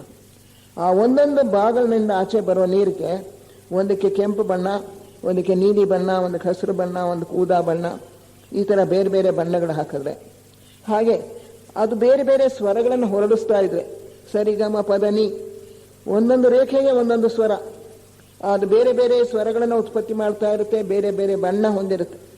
ಅಲ್ಲಿಂದ ಬಂದಿರೋ ಒಬ್ಬೊಬ್ಬ ಪುರುಷಾತ್ಮನು ಕೂಡ ಆ ಬಣ್ಣ ಇರುತ್ತೆ ಅವನ, ಮತ್ತು ಆ ಒಂದು ಸ್ವರ ಹೊರಡಿಸ್ತಾ ಇರ್ತಾನೆ ಅವನು. ಈ ರೀತಿಯಲ್ಲಿ 7 ರೇಖೆಗಳು. ಮನುಷ್ಯರೆಲ್ಲ 7 ರೇಖೆಗಳಿಗೆ ಅವರು ಡಿವೈಡ್ ಆಗಿಬಿಡ್ತಾರೆ, ವಿಭಾಗ ಹೊಂದ್ತಾರೆ. ಆಮೇಲೆ ಆ ಒಂದೊಂದು ರೇಖೆಗೂ ಕೂಡ 7 ಉಪವಿಭಾಗಗಳಿವೆ. 7 × 7 49. ಒಟ್ಟು 49 ಉಪವಿಭಾಗಗಳಿಗೆ ಸೇರಿದ್ದೇವೆ ನಾವೆಲ್ಲರೂ ಕೂಡ. ಅದು ತಿರ್ಗಾ ಆ ಒಂದೊಂದು ಉಪವಿಭಾಗನೂ 7 ಆಗಿ ಒಡ್ಕೊಂಡು ಹೋಗುತ್ತೆ ಅಂತಾರೆ. ಅದರಿಂದನೇ ಒಬ್ಬೊಬ್ಬ ಮನುಷ್ಯನ ಸ್ವಭಾವವು ಇನ್ನೊಬ್ಬರ ಮನುಷ್ಯನ ಸ್ವಭಾವದಿಂದ ಭಿನ್ನವಾಗಿದೆ. ನಾವು ಯಾರು ನೋಡೋಕ್ಕೂ ಒಬ್ರು ಹಂಗೆ ಒಬ್ರಿಲ್ಲ. ನಮ್ಮ ಸ್ವಭಾವವು ಒಬ್ಬರ ಸ್ವಭಾವ ಇದ್ದಂಗೆ ಇನ್ನೊಬ್ಬರದಿಲ್ಲ. ನಮ್ಮ ಸಾಮರ್ಥ್ಯಗಳು ಕೂಡ ಬೇರೆ ಬೇರೆ, ನಮ್ಮ ಒಳಗಿರ್ತಕ್ಕಂಥ ಅಂತಸ್ಥ ಶಕ್ತಿಗಳು ಬೇರೆ ಬೇರೆ. ಈ ಭಿನ್ನತೆ, ಏಕತೆಯಲ್ಲಿ ಇರ್ತಕ್ಕಂಥ ಭಿನ್ನತೆ, ಇದೇ ವೈವಿಧ್ಯತೆ, ಇದೇ ಒಂದು ಜೀವನದಲ್ಲಿ ಇರ್ತಕ್ಕಂಥ ಸ್ವಾರಸ್ಯ. ಎಲ್ಲ ಮನುಷ್ಯರು ಒಂದೇ ಥರ ಇದ್ಬಿಟ್ರೆ ನೋಡೋಕೆ, ಎಲ್ಲರ ಸ್ವಭಾವ ಒಂದೇ ಥರ ಇದ್ಬಿಟ್ರೆ ಹೇಗಿರುತ್ತೆ ಜೀವನ? ಬರೀ ಒಂದೇ ಥರ ಹೂವಿದ್ರೆ ಹೇಗಿರುತ್ತೆ? ಈಗ ಸಂಪಿಗೆ ಹೂವು, ಜಾಜಿ ಹೂವು, ಮಲ್ಲಿಗೆ ಹೂವು, ಶಾಮಂತಿಗೆ ಹೂವು, ಡೇರಾ ಹೂವು, ಗುಲಾಬಿ ಹೂವು ಎಲ್ಲ ಸೇರಿದ್ರೆ ಒಂದೊಂದಕ್ಕೊಂದೊಂದು ಬಣ್ಣ, ಒಂದೊಂದು ಮಾಧುರ್ಯ, ಒಂದೊಂದು ಆಕಾರ, ಅದು ಎಷ್ಟು ಸೌಂದರ್ಯ ಇದೆ ಒಂದೊಂದು ಎಲ್ಲಾನು ತಂದು ನೋಡಿದಾಗ. ಎಲ್ಲ ಮನುಷ್ಯರು ಒಂದೇ ರೀತಿಯಲ್ಲಿ ಇದ್ಬಿಟ್ರೆ, ಒಂದೇ ಸ್ವರ ಇಟ್ಬಿಟ್ಟಿದ್ರೆ ಸಂಗೀತ ಹೆಂಗಾಗತ್ತೆ? ಹಾಡುಗಳನ್ನ ಹೆಂಗೆ ರಚಿಸ್ತೀರಿ? ಸರಿಗಮ ಪದನಿ 7 ಇರೋದ್ರಿಂದ ಹಾಡುಗಳನ್ನ ರಚಿಸೋದಕ್ಕಾಗತ್ತೆ. ಅದಿಲ್ಲದೆ ಹೋಗ್ಬಿಟ್ರೆ ಬರೀ ಅಂತ ಇರ್ತಾ ಇರ್ಬೇಕಷ್ಟೇ, ಒಂದೇ. ಚೆನ್ನಾಗೇ ಇರಲ್ಲ ಈ ಪ್ರಪಂಚ. ವೈವಿಧ್ಯತೆಯಿಂದಲೇ ಈ ಪ್ರಪಂಚದಲ್ಲಿ ಇರ್ತಕ್ಕಂಥ ಸ್ವಾರಸ್ಯ. ಆದ್ದರಿಂದ ಭಗವಂತ ಈ ವೈವಿಧ್ಯತೆಯನ್ನು ಸೃಷ್ಟಿ ಮಾಡಿದ್ದಾನೆ. ಈ ಮನುಷ್ಯರಲ್ಲಿ ಮಾತ್ರವೇ ಅಲ್ಲ ವೈವಿಧ್ಯತೆ ಇರೋದು, ಪ್ರಾಣಿಗಳಲ್ಲಿಯೂ ಇದೆ 7 ರೇಖೆಗಳು. ಖನಿಜ ವರ್ಗದಲ್ಲಿಯೂ 7 ರೇಖೆ ಇದೆ, ಸಸ್ಯವರ್ಗದಲ್ಲಿಯೂ 7 ರೇಖೆ ಇದೆ, ಭೂತವರ್ಗಗಳಲ್ಲಿಯೂ 7 ಇದೆ. ಇನ್ನು ಮೇಲಕ್ಕೆ ಎಲ್ಲಿಂದ ಪುರುಷಾತ್ಮ ಹೊರಟಿದ್ದು ಅನುಪಾದಕ ಲೋಕ, ಅಲ್ಲಿಂದಾನೇ 7 ವಿಭಾಗಗಳು ಹೊರಟುಬಿಟ್ಟು 7 ಒಂದು ಪ್ರವಾಹಗಳು ಅಲ್ಲಿಂದಾನೇ ಪ್ರಾರಂಭ ಆಗೋಯ್ತು. ಅದರಿಂದ ಉದ್ದಕ್ಕೂ ಕೂಡ ಎಲ್ಲ ಜೀವಿಗಳನ್ನು ನಾವು 7 ಭಾಗಗಳನ್ನಾಗಿ ಅಥವಾ 49 ವಿಭಾಗಗಳನ್ನಾಗಿ ವಿಂಗಡಿಸ್ಬೋದು. ಅವರು ಆಯಾ ಮಾರ್ಗದಲ್ಲೇ ಮುಂದುವರಿತಾರೆ. ನಮ್ಮ ರೇಖೆಗೆ ಯಾವುದು ಮುಖ್ಯ ಸ್ವಭಾವವೋ ಅದನ್ನು ನಾವು ಬೆಳೆಸ್ಕೊಳ್ಳೋದ್ರ ಮೂಲಕ ನಮ್ಮ ಪ್ರಗತಿ ಬಹಳ ಬೇಗ ಆಗತ್ತಂತೆ. ಒಂದು ಸಲ ಲೆಡ್ಬೀಟರ್ ಅವರು, ಆಮೇಲೆ ಇನ್ನೊಬ್ಬರು ಅವರ ಸಂಗಡಿಗರು ಕೂಪ್ಲಿ ಅಂತಲೂ ಏನೋ ಕೊಟ್ಟಿದ್ದಾರೆ. ಅವರಿಬ್ಬರು ಕೂಡ ಅಡಿಯಾರ್ನ ಹೆಡ್ ಕ್ವಾರ್ಟರ್ಸ್ನ ಮಹಡಿ ಮೇಲೆ ಕೂತ್ಕೊಂಡು ಸಂವಾದ ನಡೆಸ್ತಾ ಇದ್ದಾಗ ಅಲ್ಲಿ ಜ್ವಾಲಾಕುಲ್ ಕಾಣಿಸ್ಕೊಂಡ್ರಂತೆ. ಬಂದುಬಿಟ್ಟು ಇವ್ರ ಜೊತೆಯಲ್ಲಿ ಅವರು ಕೂಡ ವಿಷಯಗಳನ್ನು ತಿಳಿಸ್ತಾ ಇದ್ರು ಇವರಿಗೆ. ಆವಾಗ ಇವರ ಲೆಡ್ಬೀಟರ್ ಜೊತೆಯಲ್ಲಿ ಇದ್ದಂಥ ಸಹವರ್ತಿಗಳು ಕೇಳ್ತಾರೆ, ನಮಗೆ ರೇಖೆಗಳ ಹೇಳಿ ಅಂತ. ಸಪ್ತರೇಖೆಗಳ ವಿಷಯ ಅವರ ಇದು ಬಹಳ ಗಹನವಾಗಿರ್ತಕ್ಕಂಥ ಗುಪ್ತವಾಗಿಟ್ಟಿರ್ತಕ್ಕಂಥ ವಿಷಯ. ನೀವು ಜೀವನ್ಮುಕ್ತರಾಗುವ ವೇಳೆಗೆ ಇದನ್ನು ನಿಮಗೆ ಪೂರ್ಣವಾದಂಥ ಜ್ಞಾನ ಸಿಗುತ್ತೆ. ಈಗ ನಿಮಗೆ ಹೆಚ್ಚು ಜ್ಞಾನವನ್ನು ಕೊಡೋಕೆ ನನಗೆ ಅನುಮತಿ ಇಲ್ಲ, ನನಗೆ ಅದಕ್ಕೆ it has to be kept secret. ಯಾಕೆಂದರೆ ಈ ರೇಖೆ ಯಾವುದು ಅಂತ ಒಬ್ಬ ಮನುಷ್ಯ ತನ್ನ ರೇಖೆ ತಿಳ್ಕೊಂಡ್ಬಿಟ್ರೆ ಅವನು ತನ್ನ ಪ್ರಗತಿಯನ್ನು ಬಹಳ ಬೇಗ ಸಾಧಿಸ್ಬೋದಂತ. ಇದು ಇನ್ನೂ ಗುಪ್ತವಾಗಿಯೇ ಇಟ್ಟಿದ್ದಾರೆ, ಇದನ್ನು ಇನ್ನೂ ಮಾನವರ್ಗಕ್ಕೆ ಕೊಟ್ಟಿಲ್ಲ. ಅದರಿಂದ ನಮಗೆ ಎಷ್ಟು ತಿಳಿಸ್ಬೋದೋ ಅಷ್ಟು ಮಾತ್ರ ತಿಳಿಸ್ತೀನಿ ಅಂತ ಒಂದು ಚೀಟಿ ಅದಷ್ಟು ಬರ್ಕೊಟ್ರಂತೆ. 7 ರೇಖೆಗಳು, ಅಲ್ಲಿ ಯಾವ್ಯಾವ ಮತಕ್ಕೆ ಸಂಬಂಧಪಟ್ಟಿದೆ, ಆದರೆ ಯಾವ್ಯಾವ ಒಂದು ರತ್ನ ಅದರದ್ದು ಅಂತ ಹೇಳಿ ಬರ್ಕೊಡ್ತಾರೆ. ಅದನ್ನು ಮಾಸ್ಟರ್ಸ್ ಆ್ಯಂಡ್ ಡಿಪಾರ್ಟ್ನಲ್ಲಿ ಕೊಟ್ಟಿದ್ದಾರೆ, ಓದಿ ನೋಡಿ. ಆಮೇಲಿಂದ ಲೆಡ್ಬೀಟರ್ ಅವರು ಇನ್ನಷ್ಟು ವಿಷಯಗಳನ್ನು ನಿಧಾನವಾಗಿ ಸಂಗ್ರಹಿಸ್ಕೊಂಡ್ರು. ಆಮೇಲೆ ಸಪ್ತರೇಖೆಗಳು ಅಂತಲೇ ಒಬ್ಬರು ಬರೆದ ಒಂದು ಪುಸ್ತಕ, ಅದನ್ನು ಕೂಡ ಅವರು ರೆಕಮೆಂಡ್ ಮಾಡ್ತಾರೆ ಲೆಡ್ಬೀಟರ್ ಅವರು, ಅದನ್ನು ಓದಿ ಅಂತ ಹೇಳಿ. ಈ ಸಪ್ತರೇಖೆಗಳ ವಿಷಯವನ್ನು ಸ್ವಲ್ಪ ಮಟ್ಟಿಗೆ ಫಸ್ಟ್ ಪ್ರಿನ್ಸಿಪಲ್ಸ್ನಲ್ಲೂ ಕೊಟ್ಟಿದ್ದಾರೆ, ಮಾಸ್ಟರ್ಸ್ ಆ್ಯಂಡ್ ಡಿಪಾರ್ಟ್ನಲ್ಲೂ ಕೊಟ್ಟಿದ್ದಾರೆ. ಇದು ಯಾತಕ್ಕೆ ಉತ್ಪತ್ತಿಯಾಗುತ್ತೆ ಅಂದರೆ 7 ರೇಖೆಗಳು ಈಶ್ವರನಿಗೆ 3 ಮುಖಗಳು, ವಿಲ್, ವಿಸ್ಡಮ್ ಆ್ಯಂಡ್ ಆಕ್ಟಿವಿಟಿ, ಇಚ್ಛೆ, ಜ್ಞಾನ, ಕ್ರಿಯೆ. ಈ ಇಚ್ಛೆ ಜ್ಞಾನ ಕ್ರಿಯೆನ ಇಚ್ಛೆ ಪ್ರಧಾನವಾಗಿದ್ದು ಜ್ಞಾನ ಅದಕ್ಕೆ ಅಧೀನವಾಗಿದ್ದರೆ ಅದು ಒಂದು ರೇಖೆ ಆಗುತ್ತೆ. ಅಥವಾ ಜ್ಞಾನ ಪ್ರಧಾನವಾಗಿತ್ತು, ಇಚ್ಛೆ ಅದಕ್ಕೆ ಅಧೀನವಾದರೆ ಅದೊಂದು ರೇಖೆ ಆಗುತ್ತೆ. ಕ್ರಿಯಾಶಕ್ತಿ ಪ್ರಧಾನವಾಗಿದ್ದು ಇಚ್ಛೆ ಅದಕ್ಕೆ ಅಧೀನವಾಗಿದ್ದರೆ ಇನ್ನೊಂದು ರೇಖೆ. ಹೀಗೆ ನಾವು ಮಾಡ್ಕೊಂಡು ಹೋದರೆ 7 ಕಾಂಬಿನೇಷನ್ ಸಿಗುತ್ತೆ, 7 ಸಂಯೋಜನೆಗಳು. ಆ 7 ಸಂಯೋಜನೆಗಳ ಅಡಿಯಲ್ಲಿ ಈ 7 ರೇಖೆಗಳು ಬರುತ್ತೆ. ಅದರಿಂದ ಕೆಲವರಲ್ಲಿ ಇಚ್ಛೆ ಪ್ರಧಾನವಾಗಿರುತ್ತೆ, ಕೆಲವರಲ್ಲಿ ಜ್ಞಾನ ಪ್ರಧಾನವಾಗಿರುತ್ತೆ, ಕೆಲವರಲ್ಲಿ ಕ್ರಿಯಾಶಕ್ತಿ ಅಂದರೆ ಮನಸ್ಸು ಇದು ಪ್ರಧಾನವಾಗಿರುತ್ತೆ. ಅವರೆಲ್ಲ ಕೂಡ 1, 2, 3 ರೇಖೆಗೆ ಸೇರಿದವರು. ಆಮೇಲಿಂದ 4ನೇ ರೇಖೆ ಅದು ಒಂದು ಸಾಮರಸ್ಯ. ಈ 3 ಸ್ವಭಾವಗಳಲ್ಲೂ ಒಂದು ಸಾಮರಸ್ಯ ಇರ್ತಕ್ಕಂಥವ್ರು 4ನೇ ರೇಖೆ. 5ನೇ ರೇಖೆಯಲ್ಲಿ ಪುನಃ ಕೂಡ ಮನಸ್ಸು ಪ್ರಧಾನವಾಗಿರುತ್ತೆ. 6ನೇ ರೇಖೆಯಲ್ಲಿ ಜ್ಞಾನ ಪ್ರಧಾನವಾಗಿರುತ್ತೆ.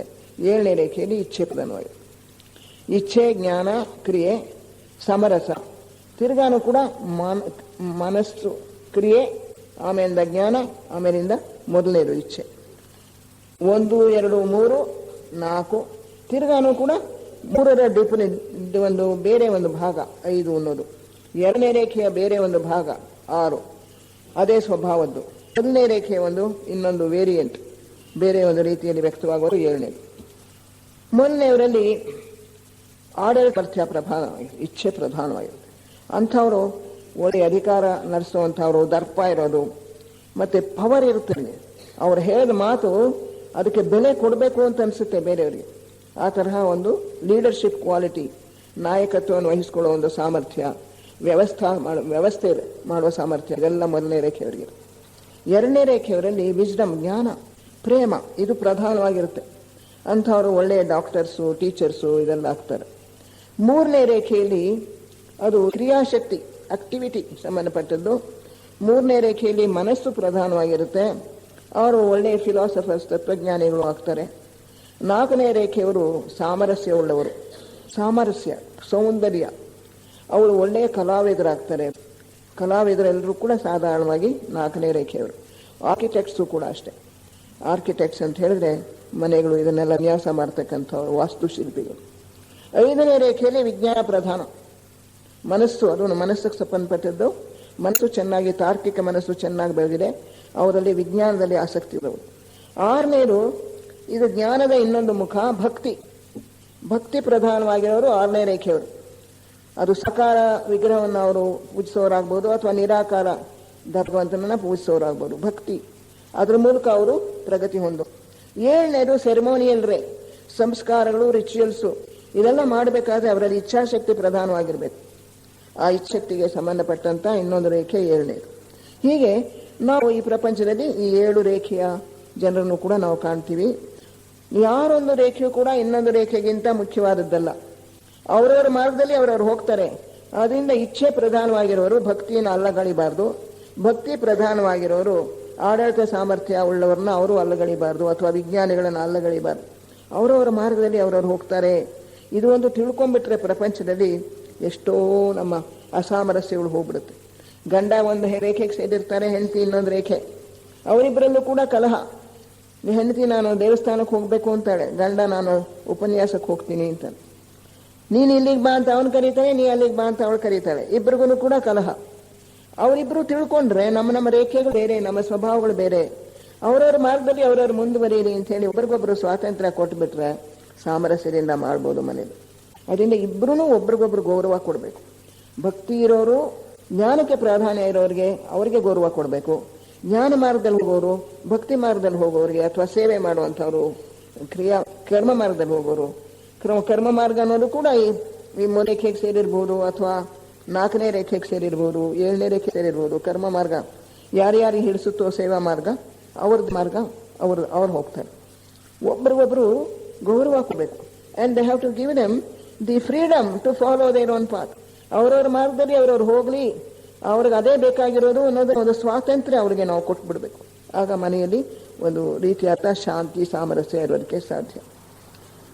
ಹೀಗೆ ಈ 7 ರೇಖೆಗಳಲ್ಲಿ ಮನುಷ್ಯರು ಮುಂದುವರಿತಾ ಇರೋದ್ರಿಂದ ಎಲ್ರಿಗೂ ಗೈಡೆನ್ಸ್, ನಿರ್ದೇಶನ ಕೊಡೋಕೆ, ಮಾರ್ಗದರ್ಶನ ಮಾಡೋದಕ್ಕೆ ಈ ಶ್ವೇತರ್ಷಿ ಸಂಘದವರು ಏರ್ಪಾಡು ಮಾಡಿರ್ತಾರೆ. 1ನೇ ರೇಖೆಯಲ್ಲಿ ಹೋಗ್ತಕ್ಕಂಥವ್ರಿಗೆ ಮೌರ್ಯ ಮಹರ್ಷಿಗಳು, ಅವರು ಅದರ ಒಂದು 1ನೇ ರೇಖೆಯ ಇದರಲ್ಲಿ ಅದರ ಇನ್ನೊಂದು ಪಟ್ಟಿ ಮಾಡ್ಬೇಕಾದಕ್ಕೆ 1ನೇ ರೇಖೆಗೆ ಅವರು ಚೀಫ್ ಆಗಿರೋರು, ಅಂದ್ರೆ ಮುಖ್ಯಸ್ಥರು, ಪ್ರಧಾನರಾಗಿರೋರು. ಅವರಿಗೆ ಮಾರ್ಗದರ್ಶನ ಮಾಡ್ತಕ್ಕಂಥವರು ಮೌರ್ಯ ಮಹರ್ಷಿಗಳು. ಈ ಮೌರ್ಯ ಮಹರ್ಷಿಗಳು, ಕುಥುಮಿ ಮಹರ್ಷಿಗಳು, ಇವರಿಬ್ಬರು ಕೂಡ ಭಾರತ ದೇಶದಲ್ಲಿ ಟಿಬೆಟ್ ಬಾರ್ಡರ್ ಹತ್ರ ಉತ್ತರ ಭಾಗದಲ್ಲಿ ಅಲ್ಲಿ ತಮ್ಮ ಆಶ್ರಮಗಳನ್ನ ಕಟ್ಕೊಂಡು ಅಲ್ಲಿದ್ದಾರೆ. ಈ 1ನೇ ರೇಖೆಗೆ ಸೇರಿದವರೇನೆ ಅಗಸ್ತ್ಯ ಮಹರ್ಷಿಗಳು. ಅಗಸ್ತ್ಯ ಮಹರ್ಷಿಗಳು ನೀಲಿ ಹತ್ರ ಎಲ್ಲೋ ಇದ್ದಾರೆ ಅಂತ ಹೇಳ್ಬಿಟ್ಟು ಹೇಳ್ತಾರೆ. ಅವರು ಭಾರತ ದೇಶವನ್ನ ನೋಡ್ಕೊಳ್ಳುವಂಥ ಅಂತರಂಗ ಸರ್ಕಾರದಲ್ಲಿ ಸಾಧಾರಣವಾಗಿ ಒಂದೊಂದು ದೇಶವನ್ನ ಒಬ್ಬೊಬ್ಬ ಮಹರ್ಷಿಗಳಿಗೆ ವಹಿಸಿರ್ತಾರೆ. ಆದರೆ ಯೋಗಕ್ಷೇಮವನ್ನು ನೀವು ವಿಶೇಷವಾಗಿ ಗಮನ ಕೊಟ್ಟು ನೋಡ್ಕೊಳ್ಬೇಕು ಅಂತ ಹೇಳಿ. ಈ ಎಲ್ಲ ಅಧಿಕಾರಿಗಳಿಗೂ ಕೂಡ ಬಹಳ ಕೆಲಸ ಇದೆ. They have so much of work. They do it day and night. ಹಗಲು ರಾತ್ರಿ ಆ ಕೆಲಸ ಮಾಡ್ತಾರೆ. ಈ ಪ್ರಪಂಚದಲ್ಲಿ ಈಗ ನಮಗೆ ಕೆಲಸಗಳು ನಡಿಬೇಕಾದ್ರೆ ಹಣ ಬೇಕು. ಅಂತರಂಗ ಸರ್ಕಾರದಲ್ಲಿ ಕೆಲಸ ನಡಿಬೇಕಾದ್ರೆ ಶಕ್ತಿ ಬೇಕು. They need spiritual energy. ಅಧ್ಯಾತ್ಮ ಶಕ್ತಿ ಬೇಕು. ಅಧ್ಯಾತ್ಮ ಶಕ್ತಿ ಅದು ಉತ್ಪತ್ತಿ ಆಗೋದು ಇದರಲ್ಲಿ ಆತ್ಮಲೋಕದಲ್ಲಿ ಉತ್ಪತ್ತಿ ಆಗ್ತಕ್ಕಂಥ ಆ ಸ್ಪಿರಿಚುವಲ್ ಎನರ್ಜಿ, ಅಧ್ಯಾತ್ಮ ಶಕ್ತಿಯನ್ನು ಅವರು ಉಪಯೋಗಿಸ್ಕೊಂಡು ತಮ್ಮ ಕೆಲಸಗಳನ್ನು ನಿರ್ವಹಿಸ್ತಾರೆ. ಆದ್ದರಿಂದ ಈ ಅಧ್ಯಾತ್ಮ ಶಕ್ತಿ ಉತ್ಪತ್ತಿ ಮಾಡೋದಕ್ಕೆ ಕೆಲವರು ಮಹರ್ಷಿಗಳು ವಹಿಸ್ಬಿಡ್ತಾರೆ. ಅವ್ರನ್ನ ನಿರ್ಮಾಣಕಾಯರು ಕರಿತೀವಿ. ಜೀವನ್ಮುಕ್ತಿ ಪಡೆದ ಮೇಲೆ ನಿರ್ಮಾಣಕಾಯರು ಅನ್ನೋ ಒಂದು ಮಾರ್ಗದಲ್ಲಿ ಹೋಗ್ತಕ್ಕಂಥವ್ರು. ಜೀವನ್ಮುಕ್ತಿ ಪಡೆದ ಮೇಲೆ 7 ಮಾರ್ಗಗಳು ಅವ್ರ ಮುಂದೆ ತಿಳ್ಕೊಳ್ಳುತ್ತವೆ. ಆ 7 ಮಾರ್ಗಗಳಲ್ಲಿ ಈ ಅಧ್ಯಾತ್ಮ ಶಕ್ತಿಯನ್ನು ಉತ್ಪತ್ತಿ ಮಾಡೋರನ್ನ ನಾವು ನಿರ್ಮಾಣಕಾಯರು ಅಂತೀವಿ. ಅವ್ರು ಇನ್ನೇನು ಬೇರೆ ಕೆಲಸ ಅವರಿಗೆ ವಹಿಸಿರೋದಿಲ್ಲ. ಈ ಅಧ್ಯಾತ್ಮ ಶಕ್ತಿ ಹೆಚ್ಚು ಪ್ರಮಾಣದಲ್ಲಿ ತಯಾರು ಮಾಡಿ ಅದನ್ನ ಒಂದು ಭಂಡಾರವನ್ನು ತುಂಬುತ್ತಾ ಹೋಗಿ ಈ ಭಂಡಾರದಿಂದ ಉಳಿದವರೆಲ್ಲ ಕೆಲಸ ಮಾಡ್ಕೋತಾರೆ. ಅದರಿಂದ ತಮಗೆ ಬೇಕಾದಂಥ ಶಕ್ತಿನ ಹೇಳ್ಕೊಳ್ತಾರೆ. ಅವರನ್ನು ನಿರ್ಮಾಣಕಾಯರು ಅಂತೀವಿ. ಮತ್ತೆ ಕೆಲವರು ಜೀವನ್ಮುಕ್ತರಾದ ಮೇಲೆ ಈ ಅಂತರಂಗ ಸರ್ಕಾರದಲ್ಲಿ ಅಧಿಕಾರವನ್ನು ವಹಿಸ್ಕೊಳ್ತಾರೆ, ಅವರು ನಿರ್ವಹಿಸ್ತಾರೆ. ಈ ನಾವು ಪ್ರಪಂಚದಲ್ಲೇ ತಿರ್ಗಾ ಮಾನವರಾಗಿ ಹುಡ್ತೀವಿ. ಜೀವನ್ಮುಕ್ತರಾದರು ಸಂಸಾರ ಸಾಗರದಿಂದ ಬಿಡುಗಡೆ ಹೊಂದಿದವರು. ಅವರು ಪುನಃ ಜನನ ಮರಣ ಅವ್ರಿಗೆ ಬೇಕಿಲ್ಲ. ಅವರು ದೇಹವನ್ನು ಧರಿಸಬೇಕಾದ್ದಿಲ್ಲ, ಅಗತ್ಯ ಇಲ್ಲ. ಆದರೂ ಕೂಡ ಅವರಲ್ಲಿ ಕೆಲವರು ವಿಶೇಷವಾದಂಥ ತಮ್ಮ ಕರುಣೆ, ಪ್ರೇಮ, ಮಾನವ ಕೋಟಿ ಮೇಲೆ ಇರ್ತಕ್ಕಂಥ ಪ್ರೇಮದಿಂದ ನಾವು ಈ ಜಗತ್ತಿನಲ್ಲೇ ಉಳ್ಕೊಳ್ತೀವಿ. ಪುನಃ ಪುನಃ ನಾವು ದೇಹ ಧರಿಸ್ತೀವಿ. ಈ ಸಾಮಾನ್ಯ ಮಾನವರಲ್ಲಿರ್ತಕ್ಕಂಥ ಅಜ್ಞಾನ, ಈ ಅಂಧಕಾರವನ್ನು ಹೋಗಲಾಡಿಸಿ ಅವರಿಗೆ ಬೆಳಕನ್ನು ಕೊಡೋಕ್ಕೋಸ್ಕರ, ಜನರಲ್ಲಿರೋ ದುಃಖವನ್ನು ಕಡಿಮೆ ಮಾಡೋದಕ್ಕೋಸ್ಕರ, ಅವರಿಗೆ ಜ್ಞಾನದ ಒಂದು ದೀಪವನ್ನು ತೋರಿಸೋಕ್ಕೋಸ್ಕರ ನಾವು ಪುನಃ ಪುನಃ ಹುಟ್ಟುತ್ತೀವಿ ಅಂತ ಅವರು ಆ ಒಂದು ಮಾರ್ಗವನ್ನು ಆರಿಸ್ಕೊಳ್ತಾರೆ. ಅಂಥವರು ಶ್ವೇತರ್ಷಿ ಸಂಘದ ಅಧಿಕಾರಿಗಳಾಗಿ ಉಳ್ಕೊಳ್ತಾರೆ. ಮನುಗಳಾಗಿ, ಬೋಧಿಸತ್ವರಾಗಿ, ಮಹಾಚೌಹಾನರಾಗಿ ಬೇರೆ ಬೇರೆ ಪಟ್ಟಗಳನ್ನು ನಿರ್ವಹಿಸ್ಕೊಳ್ಳೋದಕ್ಕೆ ಅವರು ಒಪ್ಕೋತಾರೆ. ಎರಡನೆಯ ಒಂದೊಂದು ಮಾರ್ಗದಲ್ಲಿಯೂ ಕೂಡ ಯಾವ ಅಧಿಕಾರಿಗಳಿದ್ದಾರೆ ಅಂತ ನಾವು ಮೊದಲು ನೋಡಿಬಿಟ್ರೆ ಆಮೇಲೆ ಮುಂದಕ್ಕೆ ಹೋಗೋದು ಸುಲಭ ಆಗುತ್ತೆ. ಈ ಅಶೇಖ ಅಥವಾ ಜೀವನ್ಮುಕ್ತ ಪದವಿಯನ್ನು ಪಡೆದ ಮೇಲೆ 6ನೇ ದೀಕ್ಷೆ ಚೌಹಾನ್. 7ನೇ ದೀಕ್ಷೆ ಮೊದಲನೇ ರೇಖೆಗೆ ಸಂಬಂಧಪಟ್ಟದ್ದು ಮೊದಲು ಯಾರು ಚೌಹಾನ್ರಾಗಿ ಎಷ್ಟೋ ಶತಮಾನಗಳ ಕಾಲ ಅವರು ಕೆಲಸ ಮಾಡಿದ ಮೇಲೆ ಅವರು ಮೊದಲನೇ ರೇಖೆಗೆ ಸೇರಿರೋರು. ಆಡಳಿತ ಸಾಮರ್ಥ್ಯ ಬಹಳವಾಗಿ ವೃದ್ಧಿಯಾಗಿರುತ್ತೆ. ಅಂಥವರು ಒಂದು ರೇಖೆಗೆ ಮನುಗಳಾಗ್ತಾರೆ. ಈಗ ಅವರು ಮೊದಲನೇ ರೇಖೆಗೆ ಸೇರಿದವರು. 2ನೇ ರೇಖೆಗೆ ಸೇರಿದವರು ಬೋಧಿಸತ್ವರಾಗ್ತಾರೆ. ಈ ಮನು ಆಗಿದ್ದವರು ಮುಂದೆ ಪ್ರತ್ಯೇಕ ಬುದ್ಧ ಆಗ್ತಾರೆ. ಬೋಧಿಸತ್ವ ಇರೋರು ಮುಂದೆ ಬುದ್ಧ ಆಗ್ತಾರೆ. ಪ್ರತ್ಯೇಕ ಬುದ್ಧರಾಗಿರೋರು ಎಷ್ಟೋ ಸಹಸ್ರ ವರ್ಷಗಳು, ಬಿಲಿಯನ್ಸ್ ಆಫ್ ಇಯರ್ಸ್, ಕೋಟ್ಯಾಂತರ ವರ್ಷಗಳಾದ್ಮೇಲೆ ಅವರು ಒಂದು ಗ್ರಹಕ್ಕೆ ಜಗತ್ ಪ್ರಭು ಆಗ್ತಾರೆ. ಅವರು ಈಗ ನಮ್ಮ ಜಗತ್ ಪ್ರಭುಗಳು ಸನತ್ ಕುಮಾರ್ ಭೂಗ್ರಹಕ್ಕೆ ಜಗತ್ ಪ್ರಭುಗಳಾದ್ಮೇಲೆ ಅವರು ಇನ್ನೂ ಮುಂದೆ ತಮ್ಮ ಪ್ರಗತಿಯನ್ನು ಸಾಧಿಸಿದಾಗ ಮೌನ ವೀಕ್ಷಕರು 10ನೇ ದೀಕ್ಷೆ, ಸೈಲೆಂಟ್ ವಾಚರ್ ಅಂತ ಹೇಳಿ ಅವರಾಗ್ತಾರೆ. ಅಲ್ಲಿಂದ ಆಚೆಗೆ ಇಲ್ಲ ಅಷ್ಟೇ. ಅಲ್ಲಿಂದ ಆಚೆಗೆ ಇರೋದು ಸೌರಬ್ರಹ್ಮಾಂಡೇಶ್ವರನೇ. ಈ 2ನೇ ರೇಖೆಗೆ ಸೇರಿರ್ತಕ್ಕಂಥವರು ಬೋಧಿಸತ್ವ ಆಗ್ತಾರೆ. ಆಮೇಲಿಂದ ಬುದ್ಧರಾಗ್ತಾರೆ. ಅವರು ಬುದ್ಧರಾಗಿ ಆ ಬುದ್ಧ ಪದವಿಯನ್ನು ಪಡ್ಕೊಂಡ್ಬಿಟ್ಟ ಮೇಲೆ ಅಲ್ಲಿ ಬೇರೆ ಸ್ಥಾನ ಇಲ್ಲ. ಈ ಜಗತ್ತಿನಲ್ಲೇ ನಾವು ಉಳ್ಕೋಬೇಕು ಅಂತ ಹೇಳಿದ್ರೆ ಅವರು ಮೊದಲನೇ ರೇಖೆ ತಮ್ಮ ಸ್ವಭಾವವನ್ನು ಬದಲಾಯಿಸಿಕೊಂಡು ಅವರು ಜಗತ್ ಪ್ರಭುಗಳಾಗಬೇಕಾಗುತ್ತೆ. ಈ 3, 4, 5, 6, 7 ಆ ರೇಖೆಗೆ ಸಂಬಂಧಪಟ್ಟವರು ಚೌಹಾನ್ ಆದಮೇಲೆ ಮಹಾಚೌಹಾನ್ ಅಂತ ಒಂದು ಪದವಿ ಇಲ್ಲಿ ಬರೆದಿಲ್ಲ. ಅದು ಮಹಾಚೌಹಾನ್ ಈ 3, 4, 5, 6 5 ರೇಖೆಗಳಿಗೂ ಸಂಬಂಧಪಟ್ಟಿದ್ದು ಒಂದೇ ಒಂದು ಪದವಿ ಮಹಾಚೌಹಾನ್. ಈ 5 ರೇಖೆಗಳಲ್ಲಿ ಯಾರು ಆ ಒಂದು ಅಧಿಕಾರಕ್ಕೆ ಬರಬೇಕು ಅಂತ ಇರ್ತಾರೋ ಅವರಿಗೆ ಈ ಬೋಧಿಸತ್ವ ಪಟ್ಟಕ್ಕೆ ಸಮವಾಗಿರ್ತಕ್ಕಂಥದ್ದು ಮಹಾಚೌಹಾನ್ ಅಂತ. ಅವರು ಈ 5 ರೇಖೆಗಳಲ್ಲಿ ಯಾವುದಕ್ಕಾದರೂ ಸೇರಿರ್ಬೋದು. ಈ 5 ರೇಖೆಗಳ ಯೋಗಕ್ಷೇಮವು ಅವ್ರಿಗೆ ಸೇರಿದೆ. 2ನೇ ರೇಖೆಯವರ ಯೋಗಕ್ಷೇಮ ಬೋಧಿಸತ್ವರಿಗೆ ಸೇರಿದೆ. ಈ ಮೊದಲನೇ ರೇಖೆಯವರ ಯೋಗಕ್ಷೇಮ ಮನುಗೆ ಸೇರಿದೆ. ಹೀಗೆ ಬೇರೆ ಬೇರೆ ಅಧಿಕಾರಗಳಿವೆ.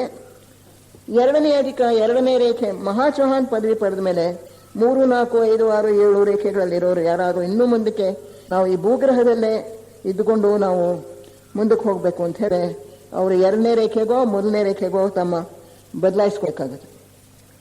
ಈಗ ಇದಿಷ್ಟನ್ನು ನಾವು ನೋಡ್ಕೊಂಡ್ಮೇಲೆ ಇವರಲ್ಲಿ ಯಾರ್ಯಾರು ಏನೇನು ಕೆಲಸ ನಿರ್ವಹಿಸ್ತಾ ಇದ್ದಾರೆ. ಸನತ್ ಕುಮಾರು ಜಗತ್ತಿನ ಒಟ್ಟು ಹಿತವನ್ನೇ ನೋಡ್ಕೋತಾ ಇದ್ದಾರೆ. Is the head of all the departments. ಬೇರೆ ಬೇರೆ ಬೇಕಾದಷ್ಟು ಇಲಾಖೆಗಳಿವೆ. ಆಡಳಿತದ ಇಲಾಖೆ 1ನೇ ರೇಖೆಗೆ ಸೇರಿರೋರು. ವಿದ್ಯಾಭ್ಯಾಸ, religions, the founding of various religions and giving spiritual knowledge to people. ಜನರಿಗೆ ಮಾರ್ಗದರ್ಶನ ಮಾಡ್ತಕ್ಕಂಥವ್ರು, ಉಪದೇಶವನ್ನು ಕೊಡ್ತಕ್ಕಂಥವ್ರು, ಬೇರೆ ಬೇರೆ ಮತಗಳನ್ನು ಸ್ಥಾಪನೆ ಮಾಡ್ತಕ್ಕಂಥವ್ರು, ಇವರೆಲ್ಲ 2ನೇ ರೇಖೆಗೆ ಸಂಬಂಧಪಟ್ಟವರು.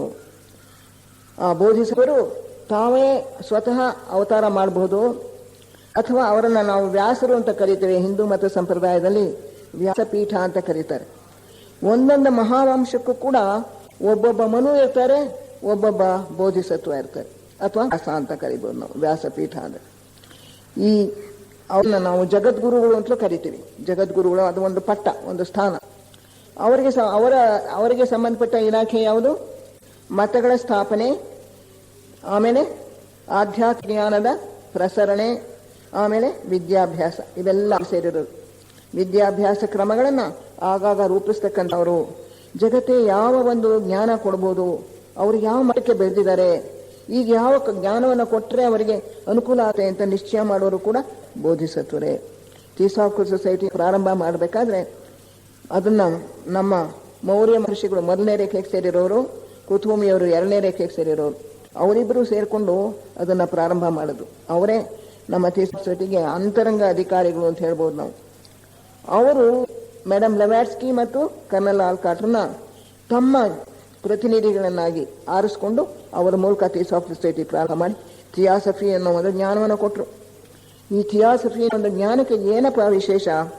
ಬೇರೆ ಮತಗಳಿಗೂ ಇದಕ್ಕೂ ಏನು ವ್ಯತ್ಯಾಸ ಅಂದರೆ, ಬೇರೆ ಮತದಲ್ಲಿ ಇಷ್ಟು ಸ್ಪಷ್ಟವಾಗಿ ನಮಗೆ ಜ್ಞಾನ ಕೊಟ್ಟಿಲ್ಲ. ಹಿಂದೂ ಮತದಲ್ಲಿ, ಬೌದ್ಧ ಮತದಲ್ಲಿ, ಎಲ್ಲ ಮತಗಳಿಗೂ ಕೂಡ ಅಧ್ಯಾತ್ಮ ಜ್ಞಾನ ಇದೆ. ಈಗ ಥಿಯಾಸಫಿಯಲ್ಲಿ ಏನಿದೆಯೋ ಇದನ್ನೆಲ್ಲ ನಾವು ಹುಡುಕಿ ತೆಗಿಬಹುದು ಒಂದೊಂದು ಮತದಲ್ಲೂ ಕೂಡ. ಆದರೆ ಅದನ್ನು ಒಂದು ರೀತಿಯಾಗಿ ಕಥೆಗಳ ಮೂಲಕ ಹೇಳಿರ್ತಾರೆ, ಅಥವಾ ಕೆಲವು ಅಲಿಗರೀಸ್ ಅಂತ ರೂಪಕಗಳ ಮೂಲಕ ಹೇಳಿರ್ತಾರೆ, ಅಥವಾ ಕೆಲವು ಸಲ ಬೇರೆ ಬೇರೆ ರೀತಿಯಾಗಿರ್ತಕ್ಕಂಥ ಒಂದು ಹೊದಿಕೆಗಳನ್ನು ಒದಿಸಿ ಗುಪ್ತವಾಗಿ ಕೊಟ್ಟಿರ್ತಾರೆ. ಅದನ್ನು ತಿಳ್ಕೊಳ್ಳೋದೇ ಕಷ್ಟ, ಅದು ಒಳಗಿರೋ ಹೊದಿಕೆಯನ್ನು ತೆಗೆದು. ನೇರವಾಗಿ ಕೊಟ್ಟಿರೋದು ಥಿಯಾಸಫಿ. ಯಾತಕ್ಕೆ ಥಿಯಾಸಫಿನ ಕೊಟ್ಟರು ಅಂದರೆ, ಈಗ ಜಗತ್ತಿನಲ್ಲಿ ವಿಜ್ಞಾನ ಬೆಳೆದ್ರೆ ಈ ಸೈಂಟಿಫಿಕ್ ಔಟ್ಲುಕ್ ಇರ್ತಕ್ಕಂಥವ್ರಿಗೆ, ವೈಜ್ಞಾನಿಕ ದೃಷ್ಟಿ ಇರೋರಿಗೆ, ಮತ್ತೆ ವಿಚಾರ ಶಕ್ತಿ ಬೆಳೆದಿರೋರಿಗೆ ನೇರವಾಗಿ ನಾವು ಜ್ಞಾನವನ್ನು ಕೊಡ್ಬೋದು. ಅದನ್ನು ಉಪಮಾನಗಳ ಕೂತ ಅಥವಾ ಕಥೆಗಳ ರೂಪದಲ್ಲಿ ಕೊಡಬೇಕಾದ್ದಿಲ್ಲ. ಇವರಿಗೆ ನೇರವಾಗಿ ತಿಳ್ಕೊಂಡ್ರು ಹೇಳಿದ್ರು ಕೂಡ ಅರ್ಥ ಮಾಡ್ಕೊಳ್ಳೋ ಶಕ್ತಿ ಇದೆ. The mind has gone so to suit the present state of the mental growth we have to give the same truths in a different form ಅಂತ ಹೇಳಿ ನಿಶ್ಚಯ ಮಾಡಿ ನೇರವಾಗಿ ಕೊಟ್ಟುಬಿಟ್ಟಿದ್ದಾರೆ ಥಿಯಾಸಫಿ ಜ್ಞಾನವನ್ನು. ಹಿಂದೂ ಧರ್ಮದಲ್ಲಿಯೂ ಕೊಟ್ಟಿದ್ದಾರೆ, ಉಪನಿಷತ್ತುಗಳೆಲ್ಲ ಸಿಗುತ್ತೆ, ನಮಗೆ ಎಲ್ಲ ಜ್ಞಾನವೂ ಸಿಗುತ್ತೆ. ಆದರೆ ಅದರಲ್ಲಿ ಕೆಲವು ಅನೇಕ ಸಲ ಕಥೆಗಳ ರೂಪದಲ್ಲಿರುತ್ತೆ, ಪುರಾಣದಲ್ಲಿ ಬೇರೆ ಬೇರೆ ಉಪಮಾನಗಳ ರೂಪದಲ್ಲಿ ಕೊಟ್ಟಿರ್ತಾರೆ. ಆ ಒಂದು ನಿಜವಾದ ಸತ್ಯವನ್ನು ಗ್ರಹಿಸೋದು ಕಷ್ಟ. ಇದರಲ್ಲಿ ಸತ್ಯವನ್ನು ನೇರವಾಗಿ ಕೊಟ್ಟಾರೆ. ಜೊತೆಗೆ ಎಷ್ಟೋ ಹೊಸ ಜ್ಞಾನ ಕೊಟ್ಟಿದ್ದಾರೆ. ಪ್ರಪಂಚ ಜಗತ್ತು ಸೃಷ್ಟಿಯಾದಂಥ ಕ್ರಮ, ಅದು ಹೇಗೆ ಸೃಷ್ಟಿಯಾಯಿತು, ಇದೆಲ್ಲ ಸೀಕ್ರೆಟ್ ಡಾಕ್ಟರ್ನಲ್ಲಿ ಕೊಟ್ಟಿರೋದು. ಅನೇಕ ವಿಷಯಗಳು ಬೇರೆ ಮತಗಳಲ್ಲಿ ನಮಗೆ ಸಿಗೋದಿಲ್ಲ. ಈ ಆಟಮ್ಸು, ಮಾಲಿಕ್ಯೂಲ್ಸು, ಇವುಗಳ ಒಂದು ರಚನೆ, ಕೆಮಿಕಲ್ ಎಲಿಮೆಂಟ್ಸ್, ಒಂದೊಂದು ಕೆಮಿಕಲ್ ಎಲಿಮೆಂಟ್ನಲ್ಲಿ ಎಷ್ಟೆಷ್ಟು ಪರಮಾಣುಗಳಿವೆ ಅನ್ನೋದನ್ನು ಕೂಡ ಚಿತ್ರಗಳನ್ನು ಕೂಡ ಕೊಟ್ಟುಬಿಟ್ಟಿದ್ದಾರೆ. ನಮ್ಮ ಅಕಲ್ಟ್ ಕೆಮಿಸ್ಟ್ರಿ ಅನ್ನೋ ಪುಸ್ತಕದಲ್ಲಿ ಅದು ಫಸ್ಟ್ ಪ್ರಿನ್ಸಿಪಲ್ಸ್ನಲ್ಲೂ ಒಂದಿದೆ, ಅದರಲ್ಲೂ ಕೂಡ ಒಂದು ಚಾಪ್ಟರ್ ಕೊಟ್ಟಿದ್ದಾರೆ. ಹೈಡ್ರೋಜನ್ ಆಟಮ್ ನೋಡೋಕೆ ಹೇಗಿದೆ, ಆಕ್ಸಿಜನ್ ಆಟಮ್ ಹೇಗಿದೆ, ನೀರು ಅನ್ನೋದು ಹೇಗಿದೆ, ಎಲ್ಲ ಬೇರೆ ಬೇರೆ ಎಷ್ಟೆಷ್ಟು ಮೂಲ ಅಣುಗಳು ಸೇರಿಕೊಂಡು ಒಂದೊಂದು ಎಲಿಮೆಂಟ್, ಒಂದು ಮೂಲ ವಸ್ತುವಿನ ಅಣು ಆಗುತ್ತೆ. ಈ ಒಂದು ಗುಪ್ತವಾಗಿರ್ತಕ್ಕಂಥ ಅನೇಕ ಸಂಗತಿಗಳು ಬೇರೆ ಮತಗಳಲ್ಲಿ ಸಿಗದೇ ಇರುವಂಥದ್ದು ಕೂಡ ನಮಗೆ ಥಿಯಾಸಫಿಯಲ್ಲಿ ಸಿಗುತ್ತೆ. ಒಂದೊಂದು ಯಾವ್ಯಾವ ಕಾಲಕ್ಕೆ ಏನೇನು ರೂಪದಲ್ಲಿ ಈ ಅಧ್ಯಾತ್ಮ ಜ್ಞಾನವನ್ನು ಕೊಡಬೇಕೋ ಅದನ್ನು ನಿಶ್ಚಯಿಸಿಕೊಂಡು ಬೋಧಿಸುತ್ತಿರುವ ಅದನ್ನು ಕೊಡ್ತಾರೆ. ಹಾಗೆ ಥಿಯಾಸಫಿ ಒಂದೊಂದು ಶತಮಾನದಲ್ಲಿ ಸಾಧಾರಣವಾಗಿ ಕೊನೆಯ ಕಾಲ ಭಾಗದಲ್ಲಿ, ಅಂದರೆ 75ನೇ ಇಸ್ವಿಯಿಂದ 100ನೇ ಇಸ್ವಿ ಬರೋಷ್ಟರಲ್ಲಿ ಸಾಧಾರಣವಾಗಿ ಒಂದು there is a special effort to give knowledge to the world ಅಂತಾರೆ. ಒಂದು ವಿಶೇಷವಾದ ಪ್ರಯತ್ನವನ್ನು ಮಾಡ್ತಾರಂತೆ ಅಧ್ಯಾತ್ಮ ಜ್ಞಾನವನ್ನು ಕೊಡೋಕೆ. ಹಾಗೆ 1875ನೇ ಇಸ್ವಿಯಲ್ಲಿ ಥಿಯೋಸಾಫಿಕಲ್ ಸೊಸೈಟಿನ ಸ್ಥಾಪನೆ ಮಾಡಿದ್ರು ನಮಗೆ ಅಧ್ಯಾತ್ಮ ಜ್ಞಾನವನ್ನು ಕೊಡೋಕೆ. ಹಾಗೆ ನಾವು 1975ರಲ್ಲಿ ನಾವು ಹುಡ್ಕೊಂಡು ಹೋದರೆ ಏನಾದರೂ ಸಿಗಬಹುದೇನೋ. ಆ ಕಾಲದಲ್ಲಿ ಧ್ಯಾನ ಎಲ್ಲ ಕಡೆನೂ ಬಂತು ಅನಿಸುತ್ತೆ. ಈಗ ಧ್ಯಾನಕ್ಕೆ ಹೆಚ್ಚು ಹೆಚ್ಚು ಪ್ರಾಶಸ್ತ್ಯವನ್ನು ಜಗತ್ತಿನಲ್ಲೆಲ್ಲ ಕೊಡ್ತಾ ಇದ್ದಾರೆ. ಹಾಗೆ ಪ್ರಾಯಶಃ 2075ನೇ ಇಸ್ವಿಗೆ ಇನ್ನೇನಾದರೂ ಒಂದು ವಿಶೇಷವಾದ ಪ್ರಯತ್ನ ನಡೀಬಹುದು. ಈಗ ಥಿಯೋಸಾಫಿಕಲ್ ಪ್ರಾರಂಭ ಆದಾಗ ಅಧ್ಯಾತ್ಮ ಸಂಸ್ಥೆಗಳೇ ಹೆಚ್ಚಾಗಿರಲಿಲ್ಲ. ಆದರೆ ಈಗ ನೋಡಿ ಎಷ್ಟೊಂದು ಅಧ್ಯಾತ್ಮ ಸಂಸ್ಥೆಗಳಿವೆ. ಪ್ರತಿಯೊಂದು ಅಧ್ಯಾತ್ಮ ಸಂಸ್ಥೆಯನ್ನು ಕೂಡ ಉಪಯೋಗಿಸ್ಕೊಳ್ತಾರೆ ಮಹರ್ಷಿ ಸಂಘದವರು. ಅದನ್ನೇ ಒಂದು ಕಾಲುವೆಯಾಗಿ ಮಾಡ್ಕೊಳ್ತಾರೆ. ಅದ್ರ ಮೂಲಕ ಎಷ್ಟೆಷ್ಟು ಜ್ಞಾನವನ್ನು ಕೊಡೋಕೆ ಸಾಧ್ಯವೋ ಅಷ್ಟೆಷ್ಟು ಕೊಡ್ತಾರೆ. ಒಂದೊಂದು ದೇವಸ್ಥಾನದಲ್ಲಿಯೂ ಕೂಡ, ಒಂದೊಂದು ಚರ್ಚ್ನಲ್ಲಿಯೂ ಕೂಡ, ಒಂದೊಂದು ಗುರುದ್ವಾರದಲ್ಲಿ, ಒಂದೊಂದು ಮಸೀದಿಯಲ್ಲಿ, ಪ್ರತಿಯೊಂದು ಈ ಪೂಜೆಗಳನ್ನು ಮಾಡೋ ಒಂದೊಂದು ಮಂದಿರದಲ್ಲಿಯೂ ಕೂಡ ಎಷ್ಟೆಷ್ಟು ಅಧ್ಯಾತ್ಮ ಶಕ್ತಿಯನ್ನು ವಿತರಿಸೋದಕ್ಕೆ ಸಾಧ್ಯವೋ ಅಷ್ಟೆಷ್ಟು ಅಧ್ಯಾತ್ಮ ಶಕ್ತಿಯನ್ನು ವಿತರಿಸೋಕೆ ನೋಡ್ತಾರೆ. ಹೀಗೆ ನಮ್ಮ ಥಿಯೋಸಾಫಿಕಲ್ ಸೊಸೈಟಿ ಮೂಲಕ ಮಾತ್ರವೇ ಜ್ಞಾನವನ್ನು ಕೊಡ್ತಾರೆ ಅಂತ ನಾವು ಅಂದ್ಕೋಬಾರ್ದು. ಪ್ರಪಂಚದಲ್ಲಿ ಎಲ್ಲ ಕಡೆ ಕೂಡ ಇವರ ಒಂದು ಸ್ಪಿರಿಚುವಲ್ ಎನರ್ಜಿ, ಅಧ್ಯಾತ್ಮ ಶಕ್ತಿ ನಾನಾ ವಿಧಗಳಲ್ಲಿ ಪ್ರವಹಿಸ್ತಾ ಇದೆ. ಎಷ್ಟೋ ಕಡೆ ಸ್ವಾರ್ಥತೆಯಿಂದ ಇರ್ತಕ್ಕಂಥ ಭಕ್ತಿಯಿಂದ ಪೂಜೆ ಯಾರಾದರೂ ಮಾಡ್ತಿದ್ರೆ ದೇವತೆಗಳು ಏನು ಮಾಡ್ತಾರಂತೆ, ಆ ಸ್ವಾರ್ಥತೆಯ ಭಾಗವನ್ನು ಸಪರೇಟ್ ಮಾಡಿಬಿಡ್ತಾರೆ, ತೆಗೆದಾಕ್ಬಿಟ್ಟು ಅದರೊಳಗಿರೋ ನಿಸ್ವಾರ್ಥವಾದ ಭಕ್ತಿಯನ್ನು ತೆಗೆದುಕೊಂಡು ಅದನ್ನು ಉಪಯೋಗಿಸ್ಕೋತಾರೆ. ಅದರಿಂದ ಈ ಜಗತ್ತಿಗೆ ಬೇಕಾಗಿರ್ತಕ್ಕಂಥ ಶಕ್ತಿಯ ಭಂಡಾರವನ್ನು ಅದನ್ನು ತುಂಬಿಸ್ತಾರೆ ಅಂತ. ಹೀಗೆ ನಾನಾ ವಿಧವಾಗಿರ್ತಕ್ಕಂಥ ಕೆಲಸಗಳು. 2ನೇ ಡಿಪಾರ್ಟ್ಮೆಂಟ್ ಆಯಿತು. ಇನ್ನು ಬೇರೆ ಬೇರೆ ಡಿಪಾರ್ಟ್ಮೆಂಟ್ಸ್ ಇದೆ. ಸೈನ್ಸ್ ಡಿಪಾರ್ಟ್ಮೆಂಟ್ ಇದೆ, ಆರ್ಟ್ಸ್ ಡಿಪಾರ್ಟ್ಮೆಂಟ್ ಇದೆ, ಕಲೆಯನ್ನು ನೋಡ್ಕೊಳ್ಳೋದು, ವಿಜ್ಞಾನವನ್ನು ನೋಡ್ಕೊಳ್ಳೋದು, ಮತ್ತು ಬೇರೆ ಬೇರೆ ನಮ್ಮ ಮನುಷ್ಯರಿಗೆ ಸಂಬಂಧಪಟ್ಟಂಥ ಎಲ್ಲ ಕ್ರಮಗಳನ್ನು ಕೂಡ ಈಗ ಕಂಪ್ಯೂಟರ್ ನಾಲೆಡ್ಜು, ಇನ್ಫಾರ್ಮೇಷನ್ ಟೆಕ್ನಾಲಜಿ ಇದನ್ನೆಲ್ಲ ನೋಡ್ಕೊಳ್ಳೋರು 5ನೇ ರೇಖೆಯವರು. ವಿಜ್ಞಾನಕ್ಕೆ ಸಂಬಂಧಪಟ್ಟವರು, ತಂತ್ರಜ್ಞಾನ, ವಿಜ್ಞಾನ ಇದು 5ನೇ ರೇಖೆಗೆ ಸೇರಿದ್ದು. 4ನೇ ರೇಖೆಗೆ ಸೇರಿರೋದು ಕಲೆ. ಒಬ್ಬೊಬ್ಬ ಕಲಾವಿದನಿಗೆ ಇದ್ದಕ್ಕಿದ್ದ ಹಾಗೆ ಸ್ಫೂರ್ತಿ ಬರುತ್ತೆ. ಅವನು ಒಂದು ಹೊಸ ಕೃತಿಯನ್ನು ರಚಿಸ್ತಾನೆ, ಅಥವಾ ಒಂದು ಹೊಸ ಪದ್ಯವನ್ನು ಬರೀತಾನೆ, ಒಂದು ಹೊಸ ಸಾಹಿತ್ಯವನ್ನು ಬರೀತಾನೆ. ಶೇಕ್ಸ್ಪಿಯರ್ ಇಂಥವರು ಮಹಾ ಸಾಹಿತಿಗಳು. ಅವರೆಲ್ಲರೂ ಕೂಡ ಈ ಬೇರೆ ಬೇರೆ ಋಷಿಗಳ ಅಂದ ಬರ್ತಕ್ಕಂಥ ಸ್ಫುರಣೆಗಳನ್ನು ಸ್ವೀಕರಿಸ್ತಾರೆ. ಕಲಾವಿದರಿಗೆ ಅನುಕೂಲವಾಗುವ ಹಾಗೆ ಬೇರೆ ಬೇರೆ ಕಲೆಗೆ ಸಂಬಂಧಪಟ್ಟಂಥ ಐಡಿಯಾ.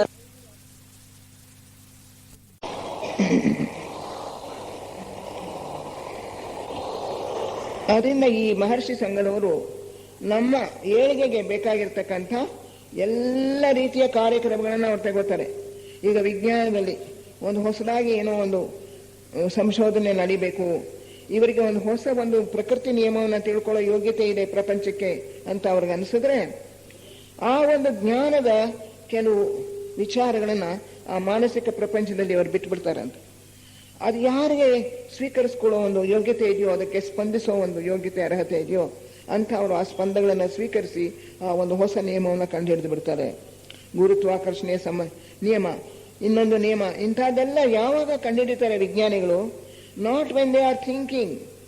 ಅವ್ರು ಯೋಚನೆ ಮಾಡಿ ಅದನ್ನು ಕಂಡುಹಿಡಿಯೋಕ್ಕಾಗಲ್ಲ. ನಿಯಮವನ್ನು ಯೋಚನೆ ಮಾಡೋದನ್ನು ನಿಲ್ಲಿಸ್ಬಿಡ್ತಾರಂತೆ. ಎಷ್ಟು ಯೋಚನೆ ಮಾಡಿದ್ರು ಇದಕ್ಕೆ ಒಂದು ನನಗೆ ಯಾವುದೋ ಒಂದು ಪರಿಹಾರ ಸಿಗ್ತಾ ಇಲ್ಲ ಅಂತ ಹೇಳಿ ಯೋಚನೆ ಮಾಡೋದನ್ನು ನಿಲ್ಲಿಸ್ಬಿಟ್ಟಾಗ, ಮನಸ್ಸು ವಿರಮಿಸಿದಾಗ, ಆಲೋಚನೆ ನಿಂತಾಗ, when the mind is quiet, the consciousness jumps to the intuitional level. ಅಂಥ ಸಮಯದಲ್ಲಿ ಅವರ ಪ್ರಜ್ಞೆ ಬುದ್ಧಿಲೋಕಕ್ಕೆ ಏರುತ್ತೆ. ಆ ಬುದ್ಧಿಲೋಕಕ್ಕೆ ಏರಿದಾಗ ಅಲ್ಲಿ ಹರಿತಾ ಇರ್ತಕ್ಕಂಥ ಈ ಎಲ್ಲ ವಿಚಾರಗಳನ್ನು ಅವರು ಗ್ರಹಿಸ್ಕೋತಾರೆ. ತಮಗೆ ಸಂಬಂಧಪಟ್ಟಂಥ ವಿಚಾರ ಅವರಿಗೆ ಹೊಳೆಯುತ್ತೆ, ಸ್ಫುರಣೆ ಬರುತ್ತೆ. ಕೂಡಲೇ ಅದನ್ನು ಒಂದು ನಿಯಮವನ್ನಾಗಿ ಅವರು ರೂಪಿಸ್ತಾರೆ. ಹೀಗೆ ಐನ್ಸ್ಟೈನ್ ಅದನ್ನೇ ಹೇಳ್ತಾನೆ, when the mind stops thinking, call it intuition or what you will, it will flash and the scientist is able to find out the law underneath the nature's process ಅಂತ. ವಿಜ್ಞಾನಿಗಳೇ ಹೇಳ್ಕೊತಾರೆ, ನಮ್ಮ ಮನಸ್ಸು ಕೆಲಸ ನಿಲ್ಲಿಸ್ಬಿಟ್ಟಾಗ ಅದನ್ನು ಇಂಟ್ಯೂಷನ್ ಅಥವಾ ಅಂತರ್ಬೋಧೆಯನ್ನೇ, ಅಂತಸ್ಫೂರ್ತಿಯನ್ನೇ, ಏನಾದ್ರೂ ಕರೀರಿ, ಅದು ಬರುತ್ತೆ. ನಮಗೆ ಬಂದಾಗ ಇದ್ದಕ್ಕಿದ್ದಂಗೆ ಹೊಳೆಯುತ್ತೆ ಒಂದು ಹೊಸ ವಿಷಯ. ಅದನ್ನು ನಾವೊಂದು ನಿಯಮ ಅಥವಾ ಒಂದು ತತ್ವವನ್ನಾಗಿ ರೂಪಿಸ್ತೀವಿ. ಹೀಗೆ ಆ ಸೈಂಟಿಫಿಕ್ ಐಡಿಯಾಸ್, ಆ ವಿಚಾರಗಳನ್ನೆಲ್ಲ ಕೊಡ್ತಕ್ಕಂಥದ್ದು 5ನೇ ರೇಖೆಗೆ ಸಂಬಂಧಪಟ್ಟಂಥ ಆ ಒಂದು ಇಲಾಖೆಯ ಕೆಲಸ. ಮಹರ್ಷಿಗಳು ಅಥವಾ ಅವರ ಶಿಷ್ಯರು ಆ ಕೆಲಸ ಮಾಡ್ತಾರೆ. ಕಲೆಗೆ ಸಂಬಂಧಪಟ್ಟದ್ದನ್ನು 4ನೇ ರೇಖೆಯವರು ಮಾಡ್ತಾರೆ. ಅದೇ ರೀತಿ ರಿಚುವಲ್ಸು, ಈ ಬೇರೆ ಬೇರೆ ಸೆರೆಮನೀಸು, ಫ್ರೀ ಮೇಸನ್ರಿ, ಆಮೇಲೆ ಫ್ರೀ ಮೇಸನ್ರಿ, ಚರ್ಚ್ಗಳಲ್ಲಿ ನಡೀತಕ್ಕಂಥ ಆರಾಧನೆಗಳು, ನಮ್ಮ ಪೂಜೆಗಳಲ್ಲಿ ನಾವು ಮಾಡ್ತಕ್ಕಂಥ ಸಂಸ್ಕಾರಗಳು, ಉಪನಯನ, ಮದುವೆ, ಈ ಎಲ್ಲ ಸಂಸ್ಕಾರಗಳಿಗೂ ಕೂಡ ಅದು 7ನೇ ರೇಖೆಗೆ ಸಂಬಂಧಿಸಿದ್ದು, ರಿಚುವಲ್ಸ್ ಆ್ಯಂಡ್ ಸೆರೆಮನೀಸ್. ಅದಕ್ಕೆ ಸಂಬಂಧಪಟ್ಟಂಥ ಬೇಕಾದಷ್ಟು ದೇವಗಣಗಳು ಇವೆ. ಮನುಷ್ಯರು ಮಾತ್ರವೇ ಅಲ್ಲ ಈ ಪ್ರಪಂಚದಲ್ಲಿ ಕೆಲಸ ಮಾಡ್ತಾ ಇರೋದು. It's A mistaken idea that we do everything. ಈಗ ಏನಾಗೋಗಿದೆ, ಮಾನವನಿಗೆ ತಾನೇ ಈ ಪ್ರಪಂಚಕ್ಕೆಲ್ಲ ಅಧಿಕಾರಿ ಅಂತ ಅಂದ್ಕೊಂಡ್ಬಿಟ್ಟಿದ್ದಾನೆ. ಈ ಜಗತ್ತು ತನಗೋಸ್ಕರನೇ ಇದೆ, ಈ ಪ್ರಪಂಚ ತನ್ನ ಅನುಕೂಲಕ್ಕೋಸ್ಕರ ಇದೆ ಅಂತ ಹೇಳಿ ನಾವು ಸಿಕ್ಕಾಪಟ್ಟೆ ಭೂಗ್ರಹದ ಸಂಪತ್ತನ್ನೆಲ್ಲ ನಾವು ಸ್ವಂತಕ್ಕೆ ಉಪಯೋಗಿಸ್ಕೊಂಡ್ಬಿಡ್ತಾ ಇದ್ದೀವಿ. ಬರೀ ಮಾನವ ಕೋಟಿಯ ಅದು ಕೂಡ ಒಬ್ಬೊಬ್ಬ ಮನುಷ್ಯನು ತನ್ನ ಉನ್ನತಿಗೋಸ್ಕರ ಎಷ್ಟು ಸ್ವಾರ್ಥತೆ ಜಾಸ್ತಿ ಆಗ್ಬಿಟ್ಟಿದೆ ಅಂದರೆ, ಕಾಡುಗಳನ್ನು ಕಡಿದು ಅದನ್ನು ಆ ದಿಮ್ಮೆಗಳನ್ನೆಲ್ಲ ಮಾರ್ಕೊಳ್ತಾರೆ, ಅಥವಾ ಅದನ್ನು ಎಸ್ಟೇಟ್ ಆಗಿ ಪರಿವರ್ತನೆ ಮಾಡ್ಕೋತಾರೆ, ಕಾಫಿ ತೋಟ ಮಾಡ್ತಾರೆ. ಪ್ರಪಂಚದಲ್ಲಿ ಕಾಡುಗಳು ಕಡಿಮೆ ಆಗ್ತಾ ಇರೋದ್ರಿಂದ ಎಷ್ಟು ಅನರ್ಥ ಆಗ್ತಾ ಇದೆ ಅನ್ನೋದನ್ನು ಎನ್ವಿರಾನ್ಮೆಂಟಲ್ ಸೈಂಟಿಸ್ಟ್ ಹೇಳ್ತಾ ಇದ್ದಾರೆ. ಆದರೆ ಮಾನವನ ಸ್ವಾರ್ಥತೆ, ಅವನ ಒಂದು ದುರಾಸೆ ಇದನ್ನೆಲ್ಲ ಮಾಡಿಸ್ತಾ ಇದೆ. ಇಂಡಿವಿಜುವಲ್ಸ್ ಅವರವರು ವೈಯಕ್ತಿಕವಾಗಿ ತಮ್ಮ ಸ್ವಲಾಭಕ್ಕೆ ಮಾಡ್ತಾರೆ, ಅಥವಾ ದೇಶಗಳು ತಮ್ಮ ಸ್ವಲಾಭಕ್ಕೋಸ್ಕರ ಮಾಡುತ್ತವೆ, ಅಥವಾ ಒಂದೊಂದು ಕಮ್ಯುನಿಟಿ, ಒಂದೊಂದು ಮತದವರು ತಮ್ಮ ಸ್ವಲಾಭಕ್ಕೋಸ್ಕರ ಮಾಡ್ತಾರೆ. ಹೀಗಾಗಿ ಮಾನವರೆಲ್ಲ ಸೇರಿ ಈ ಮಾನವ ಗ್ರಹ, ಈ ಭೂಗ್ರಹದಲ್ಲಿರ್ತಕ್ಕಂಥ ಸಂಪತ್ತನ್ನೆಲ್ಲ ಎಕ್ಸ್ಪ್ಲಾಯ್ಟ್ ಮಾಡ್ತಾ ಇದ್ದಾರೆ, ತಮ್ಮ ಸ್ವಂತ ಉಪಯೋಗಕ್ಕೋಸ್ಕರ ಉಪಯೋಗಿಸ್ಕೋತಾ ಇದ್ದಾರೆ. ಪ್ರಾಣಿಗಳ ಸ್ಥಿತಿ ಏನು, ಸಸ್ಯಗಳ ಗತಿ ಏನು, ಖನಿಜ ವರ್ಗದ ಗತಿ ಏನು, ಇದ್ರ ವಿಷಯವಾಗಿ ಯಾರೂ ಚಿಂತನೆ ಮಾಡ್ತಾ ಇಲ್ಲ. ಈ ಭೂಗ್ರಹ ಇರ್ತಕ್ಕಂಥದ್ದು ಬರೀ ಮಾನವ ಕೋಟಿಗೋಸ್ಕರ ಅಲ್ಲ, ಸಮಸ್ತ ಜೀವಿಗಳು ಜೀವಿಸೋದಕ್ಕೆ ಇರೋದಿರೋ ಒಂದೇ ಗ್ರಹ. ಈ ಒಂದು ಗ್ರಹದ ವಿಷಯ ತೆಗೆದುಕೊಂಡ್ರೆ ಅದನ್ನೇ ಒಂದು ಉಪನ್ಯಾಸ ಮಾಡ್ಬೋದು. ಈ ಗ್ರಹಕ್ಕೆ ಎಷ್ಟು ಬೇಕೋ ಅಷ್ಟೇ ಶಾಖವನ್ನು ಸೂರ್ಯ ಕೊಡ್ತಾನೆ. ಇಲ್ಲಿಂದ ನಮ್ಮ ಸೂರ್ಯನ ಶಾಖ 1 ಡಿಗ್ರಿಯಷ್ಟು ಹೆಚ್ಚು ಬಿಟ್ಟರು ಕೂಡ, 10 ಡಿಗ್ರಿ 100 ಡಿಗ್ರಿ ಹೆಚ್ಚಿದ್ರು ಕೂಡ ನಾವಿಲ್ಲಿ ಹಿಂಗೆ ಸೀದೋಗ್ಬಿಡ್ತೀವಂತೆ. ಅದೇನಾದರೂ ಕಮ್ಮಿ ಆಯಿತು ಅಂದರೆ ವಿ ಫ್ರೀಸ್, ಹಾಗೆ ಮಂಜುಗಡ್ಡೆ ಆಗ್ಬಿಡ್ತೀವಿ. ಎಷ್ಟು ಬೇಕೋ ಅಷ್ಟೇ ಶಾಖ ಕೊಡ್ತಾನೆ. ಆಮೇಲಿಂದ ನಮಗೆ ಬೇಕಾಗಿರ್ತಕ್ಕಂಥ ಪ್ರಾಣಶಕ್ತಿಯನ್ನು ಕೊಡ್ತಾನೆ ಅವನು. ಆಮೇಲೆ ultra violet race, infrared race, ಎಲ್ಲ ಬೇರೆ ಬೇರೆ ರೀತಿ ಶಕ್ತಿಗಳು ಬರುತ್ತವೆ. ಓಝೋನ್ ಲೇಯರ್ ಇದೆ, ಆ ಓಝೋನ್ ಲೇಯರು ಸೂರ್ಯನಿಂದ ಬರೋ ಅಲ್ಟ್ರಾ ವೈಲೆಟ್ ರೇಸ್ ಅದು ನಮಗೆ ಬಂದು ತಗಲ್ದೇ ಇರೋ ಹಾಗೆ ನಮ್ಮನ್ನು ಕಾಪಾಡ್ತಾ ಇದೆ. ಆ ಓಝೋನ್ ಲೇಯರ್ನ ನಮ್ಮ ಮಾನವರು ಈಗ ಎಲ್ಲನೂ ಕೂಡ ಅದರೊಳಗೆ ತೂತು ಮಾಡಿಬಿಡ್ತಾ ಇದ್ದಾರೆ. ಓಝೋನ್ ಲೇಯರ್ ಡಿಸ್ಟ್ರಾಯ್ ಆಗ್ತಾ ಇದೆ, ಅದು ನಾಶವಾಗಿ ಅದು ತೂತುಗಳಾಗ್ಬಿಟ್ಟು ಅಲ್ಲಿಂದ ಬರುವಂಥ ಅಲ್ಟ್ರಾ ವೈಲೆಟ್ ರೇಡಿಯೇಷನ್ ಅನೇಕರಿಗೆ ಸ್ಕಿನ್ ಡಿಸೀಸಸ್, ಕ್ಯಾನ್ಸರು ಇದೆಲ್ಲ ಬರೋ ಹಾಗೆ ಮಾಡ್ತಾ ಇದೆ. ಇನ್ನೂ ದೊಡ್ಡದಾಗ್ತಾ ಇದೆ ಆ ಹೋಲು ಬರ್ತಾ ಬರ್ತಾ. ಯಾಕೆಂದರೆ ಫ್ಲೋರೋ ಕಾರ್ಬನ್ಸ್ ಅಂತ ಹೇಳಿ ಅದು ಫ್ರಿಜರೇಟ್ನಲ್ಲಿ, ಏರ್ ಕಂಡೀಷನರ್ಸ್ನಲ್ಲಿ ಇರುತ್ತೆ. ಅದನ್ನು ನಾವು ಎಷ್ಟೆಷ್ಟು ಈ ಫ್ರಿಡ್ಜ್ಗಳು ಮತ್ತು ಏರ್ ಕಂಡೀಷನರ್ಸು ಈ ಒಂದು ಪದಾರ್ಥವನ್ನು ಉಪಯೋಗಿಸಿ ನಾವು ತಯಾರು ಮಾಡ್ತೀವೋ ಅಷ್ಟಷ್ಟು ಓಝೋನ್ ಲೇಯರ್ ಡಿಸ್ಟ್ರಾಯ್ ಆಗುತ್ತೆ, ನಾಶವಾಗ್ತಾ ಇದೆ. ಹೀಗೆ ಕಾರ್ಬನ್ ಡೈಆಕ್ಸೈಡ್ ಅಂಶ ಜಾಸ್ತಿ ಆಗ್ತಾ ಇದೆ, ಕಾಡುಗಳನ್ನು ಕಡಿತಾ ಇರೋದ್ರಿಂದ ಆಕ್ಸಿಜನ್ ಅಂಶ ಕಡಿಮೆ ಆಗ್ತಾ ಇದೆ. ಈ ರೀತಿಯಾಗಿ ನಾನಾ ರೀತಿಯಲ್ಲಿ ನಮ್ಮ ಪರಿಸರವನ್ನು ಮನುಷ್ಯ ಹಾಳು ಮಾಡ್ತಾ ಇದ್ದಾನೆ ತನ್ನ ಸ್ವಾರ್ಥ ದೃಷ್ಟಿಯಿಂದ. ಆದರೆ ಇದರಿಂದ ದೇವತೆಗಳಿಗೆ ಬಹಳ ಕಷ್ಟ ಆಗ್ತಾ ಇದೆ.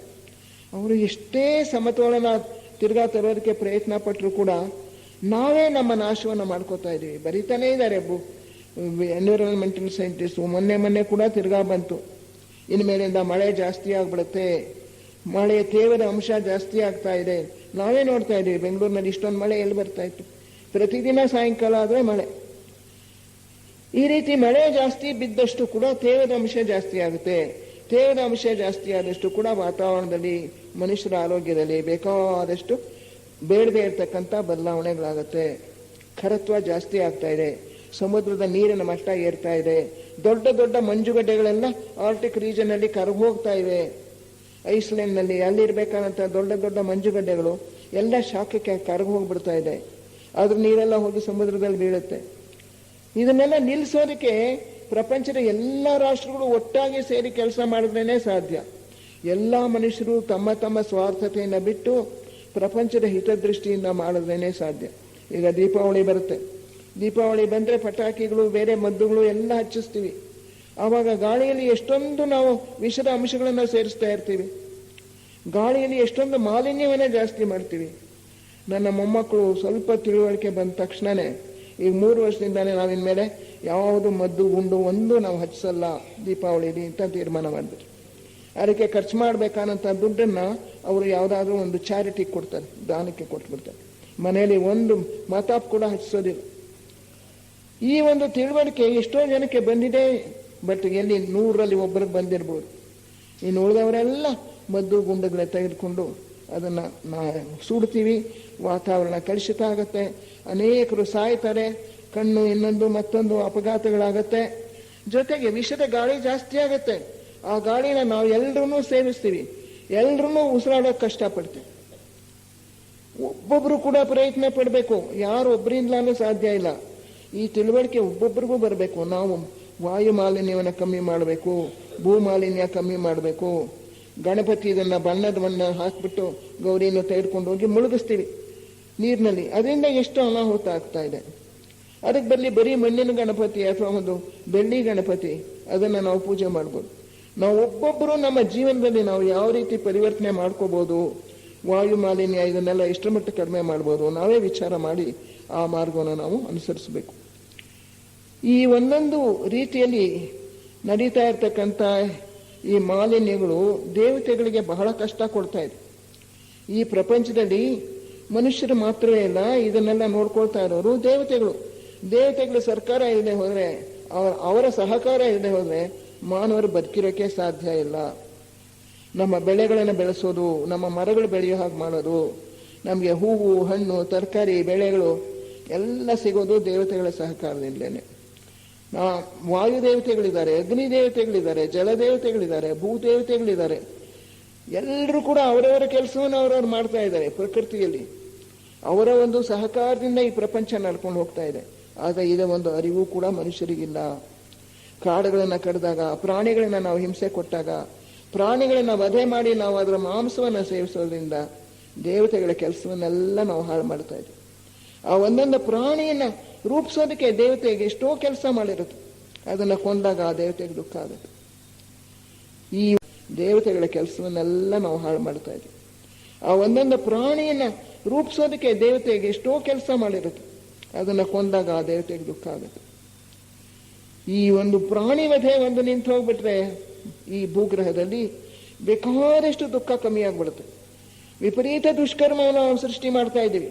ಪ್ರಾಣಿ ವಧೆ ಮಾಡೋದ್ರಿಂದ, ಮಾಂಸಾಹಾರ ಮಾಡೋದ್ರಿಂದ, ಬೇಟೆ ಆಡೋದ್ರಿಂದ, ಪ್ರಾಣಿಗಳನ್ನು ಉಪಯೋಗಿಸ್ಕೊಂಡು ಪ್ರಯೋಗಗಳನ್ನು ಮಾಡೋದ್ರಿಂದ ನಾನಾ ರೀತಿಯಲ್ಲಿ ನಾವು ಪ್ರಾಣಿ ವರ್ಗಕ್ಕೆ ತೊಂದರೆ ಕೊಡ್ತಾ ಇದ್ದೇವೆ.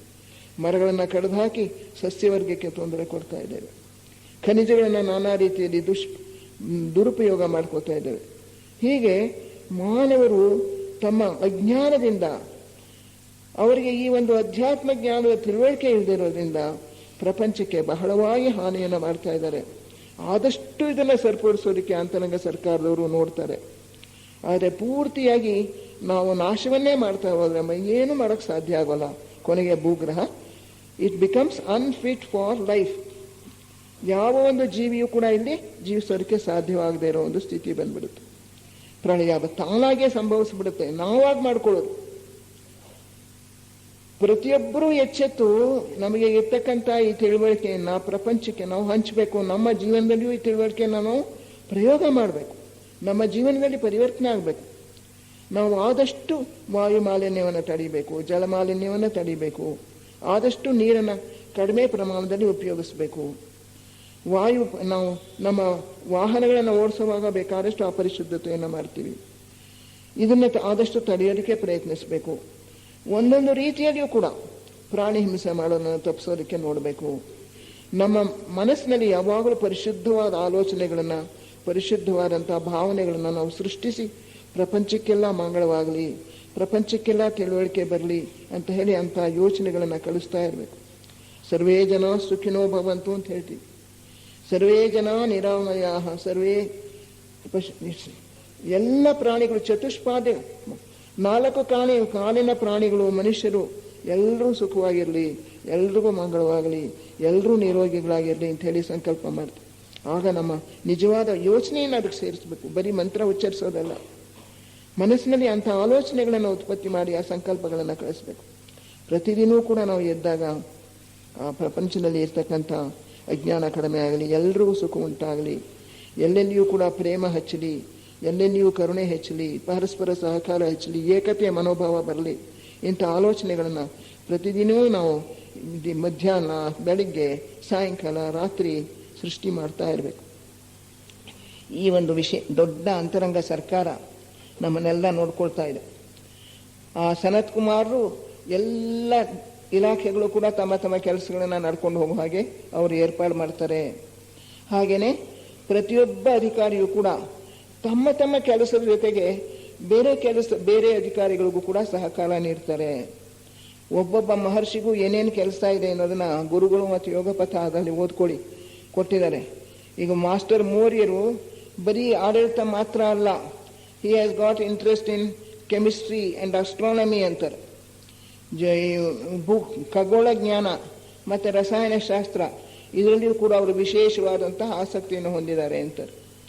ಅದರೊಳಗೆ ಬೇಕಾದಂಥ ಪರಿಶೋಧನೆಗಳು ಅದು ನಮಗೆ ಗೊತ್ತಿರೋ ಅಂಥ ಜ್ಞಾನ ಅಲ್ಲ, ಇನ್ನು ವಿಶೇಷವಾದಂಥ ರಹಸ್ಯ ಜ್ಞಾನ.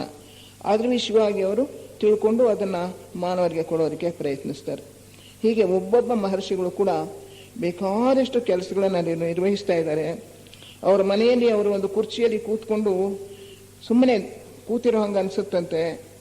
ಆ ಸಮಾಧಿಯಲ್ಲಿದ್ದಾರೆ ಅಂತ ಅವರು ಅಂದ್ಕೋತಾರಂತೆ ಜನರು. ಆ ಸಮಾಧಿ ಸ್ಥಿತಿಯಲ್ಲಿ ಅವರು ಎಷ್ಟು ಪ್ರಚಂಡವಾದ ಕೆಲಸವನ್ನು ಮಾಡ್ತಾ ಇದ್ದಾರೆ ಅಂತ ಲೆದ್ಬಿಟ್ಟರು ಅವರು ಬರೀತಾರೆ. He is manipulating various forces which are necessary for the world.